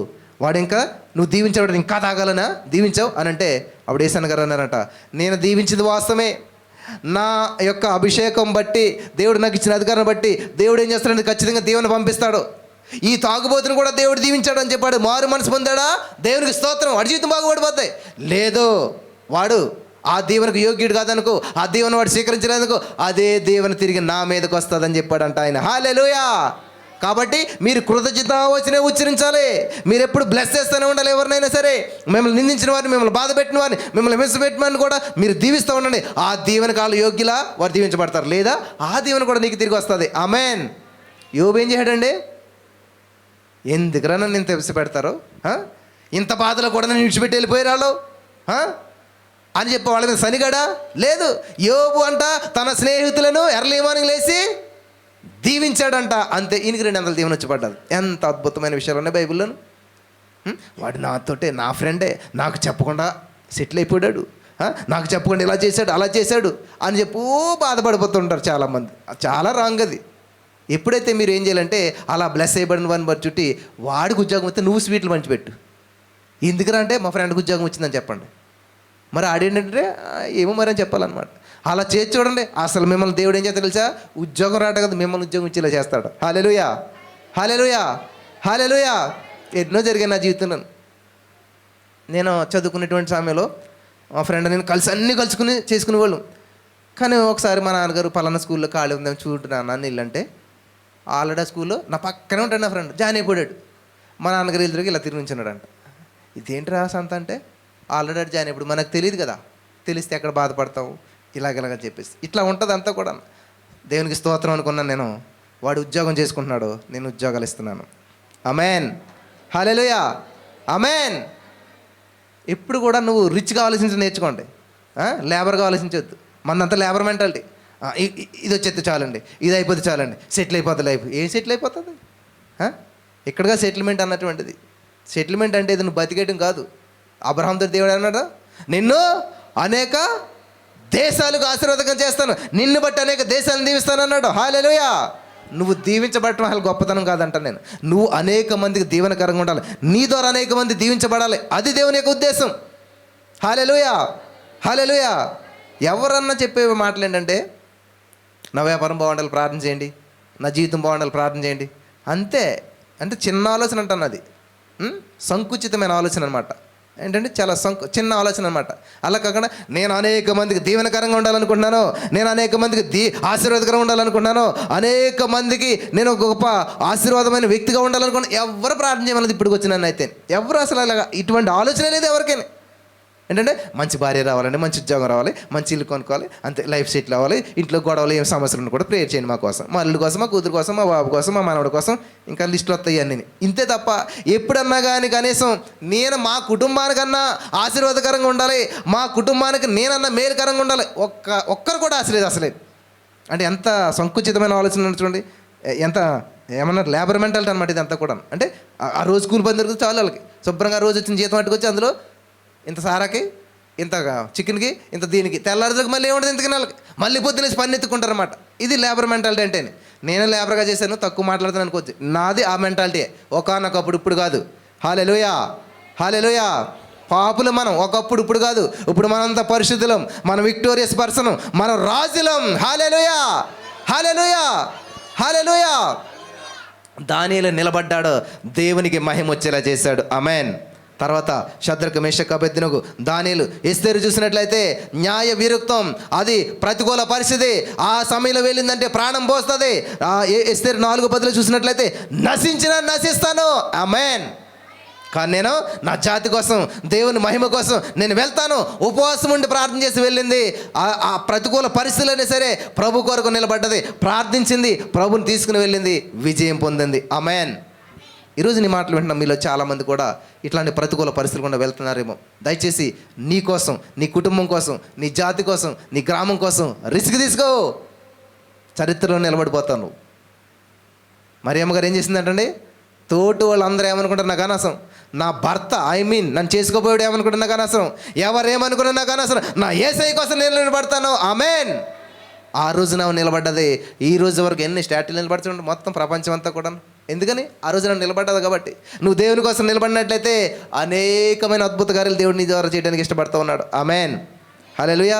మరి ఎస్తేరు ఎప్పుడైతే నిలబడ్డదో దేవుడు అక్కడ ప్రతికూల పరిస్థితులన్నీ కూడా అనుకూలంగా మార్చేశాడు. ఆమెని రాణిగా చేశాడు. ఆమె మాట శాసనంగా మార్చబడింది. ఆమె ద్వారా యూదా జాతి అంతా కూడా రక్షించబడింది. హల్లెలూయా, హల్లెలూయా. దేవుడు నీ జాతిని రక్షించాలని చూస్తున్నాడు. దేవుడు నీ కుటుంబాన్ని రక్షించాలని చూస్తున్నాడు. దేవుడు మీ ఊర్లో అద్భుతం చేయాలని చూస్తున్నాడు. కానీ ఒక్కడు కావాలి, ఒక్కడు నిలబడాలి, ఒక్కడు పౌరుషంగా ఉండాలి, ఒక్కడు నీతిగా ఉండాలి. నువ్వు నీతిగా నిజాయితీగా రిస్క్ తీసుకున్నట్లయితే నీ ద్వారా దేవుడు అనేక అద్భుతాలు చేయడానికి ఆయన సిద్ధంగా ఉన్నాడు. హల్లెలూయా, హల్లెలూయా. చివరిగా ఒక విషయం చెప్పి నేను ముగిస్తాను. కొత్త నిబంధనలో పౌలు శీలలు చూసినట్లయితే వాళ్ళంట దేవుని పరిచర్య మీద వెళ్తున్నారంట. పుత్తూను దెయ్యం పట్టినట్టు ఒక అమ్మాయి ఉన్నదంట. ఆ అమ్మాయి ఏం చేస్తుంది? కేకలు వేస్తుంది, బాధలు పెడుతుంది, ఎన్నో చేస్తూ ఉంది. ఆమె పని ఆమె చూసుకోవాలి కదా. వీళ్ళ పని చూసుకున్నప్పుడు వీళ్ళని సజీవుడైన దేవుని సేవకులారా అని చెప్పి అది ఇది అంటే ఆ పౌలు గారికి ఒకరోజు బాధ కలిగి in the name of Jesus వెళ్ళిపోవాలన్నాడంట. ఎప్పుడైతే దెయ్యం వెళ్ళిపోయిందో ఆ పిల్ల మామూలు పిల్ల అయిపోయింది, మంచి బట్టలు వేసుకుంటుంది. అందరూ వచ్చి కూర్చుంటున్నారు. అంతకుముందు ఏం చేసింది? కూర్చుని ఇదిగో నీ జీవితంలో ఇది జరుగుతుంది, అది జరుగుతుంది, ఇలాగని చెప్తుంటే, సోది చెప్తుంటే, అయ్యి బాబోయ్ మా జీవితంలో జరిగింది చెప్పేస్తుంది అని చెప్పేసి డబ్బులు ఇచ్చేస్తారు. వాళ్ళ అమ్మ 4 బోళ్ళు సంపాదన వచ్చేసింది. పిల్ల ఎలాగున్నా మనకు అనవసరం, పిల్ల ద్వారా సంపాదన వస్తుందని చెప్పి హ్యాపీ లైఫ్ స్టార్ట్ చేస్తారు వాళ్ళు. ఎప్పుడైతే పౌలు గారు ఇలా చేశారో దెయ్యం వెళ్ళిపోయాకి పిల్ల ఏమి లేదు, ఇంకా మామూలుగా కూర్చుని ఉన్నదన్నమాట. ఏం మాట్లాడతలేదు, ఇదేంటి సంగతి అని చెప్పేసి అప్పుడు వాళ్ళు ఏం చేశారు, ఇదిగో వీళ్ళు ఎవరో వచ్చారు ఇలా చేశారు, మా వ్యాపారం పోయింది, మా పిల్లలాగైందని చెప్పి కేసు పెట్టారంట. పోనీ విచారణ చేసిన వాళ్ళు అసలు ఏం జరిగిందని ఆలోచించాలా, వెంటనే వీళ్ళని జైల్లో పెట్టేసి చిత్త కొట్టేశారనమాట. అంటే వీప అంతా కూడా దెబ్బలు కొట్టేశారు. అటువంటి పరిస్థితుల్లో వాళ్ళు ఏం చేస్తున్నారంట గమనించాలి. ఇప్పుడు దెయ్యాన్ని వెళ్ళగొడితే రిస్క్ అని తెలిసి వాళ్ళకి, అయినా సరే వాళ్ళు ఏం చేశారు, జైల్లో పెడతారని తెలుసు, సమస్య వస్తుందని తెలుసు, ఏది ఏమైనా సరే దెయ్యాన్ని వెళ్ళగొట్టారు, జైల్లోకి వెళ్ళారు, శిక్షణ అనుభవించారు, బాధను అనుభవించారు. అయినా సరే మళ్ళీ ప్రైజింగ్ చేయటం మొదలుపెట్టారు. హల్లెలూయా, హల్లెలూయా. దేవుని కొరకు నిలబడితే నీకు శోధన వస్తుంది, దేవుని కొరకు నిలబడితే సమస్య వస్తుంది. ఎన్ని సమస్యలు వచ్చినా, ఎన్ని శోధనలు వచ్చినా కానీ నిలబడి చూడండి. ఒక అద్భుతమైన వ్యక్తిగా, ఒక ఎస్తేర్లాగా, ఒక దానియేలులాగా, శద్రక్ మేషక్ అబేద్నెగో వారిలాగా ఇక్కడ పౌలు శీలలు ఏం చేశారంటే వాళ్ళు అక్కడ నుండి ప్రార్థించడం మొదలుపెట్టారు. హల్లెలూయా. బహిర్గతంగా చక్కటి సువార్త చేశారు, కానీ ఎప్పుడైతే జైల్లోకి వెళ్ళారో అక్కడ జైల్లో ఉన్నటువంటి వారికి సువార్త ఎవడో ప్రకటించరాలేని, కానీ వీళ్ళు ఏం చేశారంట, అక్కడ సువార్త ప్రకటించడం మొదలుపెట్టారు, అక్కడ ప్రభావితం చేయడం మొదలుపెట్టారు. మొత్తం అందరు బంధకాలు తెంచివేయబడ్డాయి. హల్లెలూయా, హల్లెలూయా. నువ్వు ఆ పరిస్థితిలో ఉద్యోగం ఎందుకు చేస్తున్నావు తెలుసా, నువ్వు ఆ ప్లేస్లో ఎందుకు ఉద్యోగం చేస్తున్నావు తెలుసా, అస్సలు నాకు నచ్చలేదండి. ఇక్కడ నీకు నచ్చిందని పంపట్లేదు, అక్కడ పౌలు శీలకు నచ్చిందని దేవుడు అక్కడికి పంపలేదు. పౌలు శీలలు వెళ్తాం ద్వారా అక్కడున్న వారందరూ బంధకాలు తెంచివేయబడతాయని. హల్లెలూయా, హల్లెలూయా. అసలు ఈ ప్లేస్ మంచిది కదండి, ఈ ఇల్లు మంచిది కదండి, ఇది అదని చెప్తుంటారు చాలామంది. ఎస్, మంచిది కానీ ప్లేస్లో నుంచే నువ్వు వెళ్ళాలి. నజరేతు నుంచి ఏమన్నా మంచిది వస్తుందా, రాదు, కానీ వచ్చాడు యేసయ్య. ఆమేన్, హల్లెలూయా. ఆ ప్లేస్ మంచిది కాకపోవచ్చు, నువ్వు మంచివాడిగా ఉండాలి. ఆ ఫ్యామిలీ మంచిది కాకపోవచ్చు, నువ్వు మంచి వ్యక్తిగా ఉండాలి. ఆ యొక్క ఆఫీసులో ఎవరు మంచోళ్ళు కాకపోవచ్చు, నువ్వు మంచిగా చేయాలి.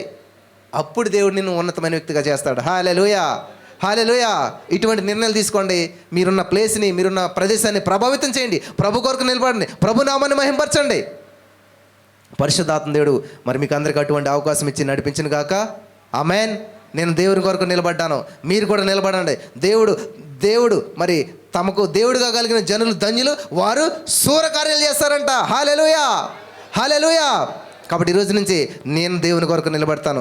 నా ద్వారా నా యేసయ్య శూరకార్యాలు చేయాలని నేను ఆశపడతాను. నా గ్రామం కొరకు, నా కుటుంబం కొరకు, నా చుట్టుపక్కల జరుగుతున్నటువంటి ప్రతి ప్రతికూల పరిస్థితిలో నేను ఒక వ్యక్తిగా నిలబడతాను. నేను నా ద్వారా దేవుడు అనేక కార్యాలు చేయడానికి సిద్ధంగా ఉన్నాడు అన్నవారందరూ హల్లెలూయా చెప్దాం. హల్లెలూయా, హల్లెలూయా. కాబట్టి ఈ రోజున మరి ప్రతికూల పరిస్థితులను తెలిసినా కూడా నిలబడితే సమస్య వస్తుందని తెలిసి కూడా నిలబడ్డారు. దేవుని నామాన్ని మహింపరిచారు, అద్భుతాలు చూస్తారు. ఈ రోజున మరి ఇంతవరకు మీ జీవితంలో దుఃఖము, వేదన, బాధ, సమస్య, ఆర్థిక సమస్యలు, అప్పుల సమస్యలు, కృంగుదల ఎదురవ్వయము, దయచేసి అక్కడ ఆగిపోతే ఇప్పుడు కూడా సమస్యలు శాశ్వతం కాదు. యేసుక్రీస్తు ప్రభువు శాశ్వతం. దేవుడు నమ్మదగిన వాడు. నీ సమస్య నమ్మదగినది కాదు. ఈరోజు నీ సమస్య ఉంటుంది, రేపు సంతోషం వస్తుంది. రాత్రంతా ఏడ్చిన కానీ ఎర్లీ మార్నింగ్ దేవుడు దుఃఖాన్ని నాట్యంగా మార్చేసే దేవుడు మనకున్నాడు. ఆమేన్, ఆమేన్. ఏ పరిస్థితినైనా మార్చగలుగుతాడు. ఎటువంటి సిచ్యువేషన్ అయినా మార్చేశాడు ఆల్రెడీ. నువ్వు స్వతంత్రించుకోవాల్సిన బాధ్యత నీది. ఆమేన్. ఈ యొక్క వాక్యం ద్వారా దేవుడు మనందరిని బలపరిచిన కాక. మరి అనేక మంది ఆన్లైన్లో చూస్తూ ఉన్నారు.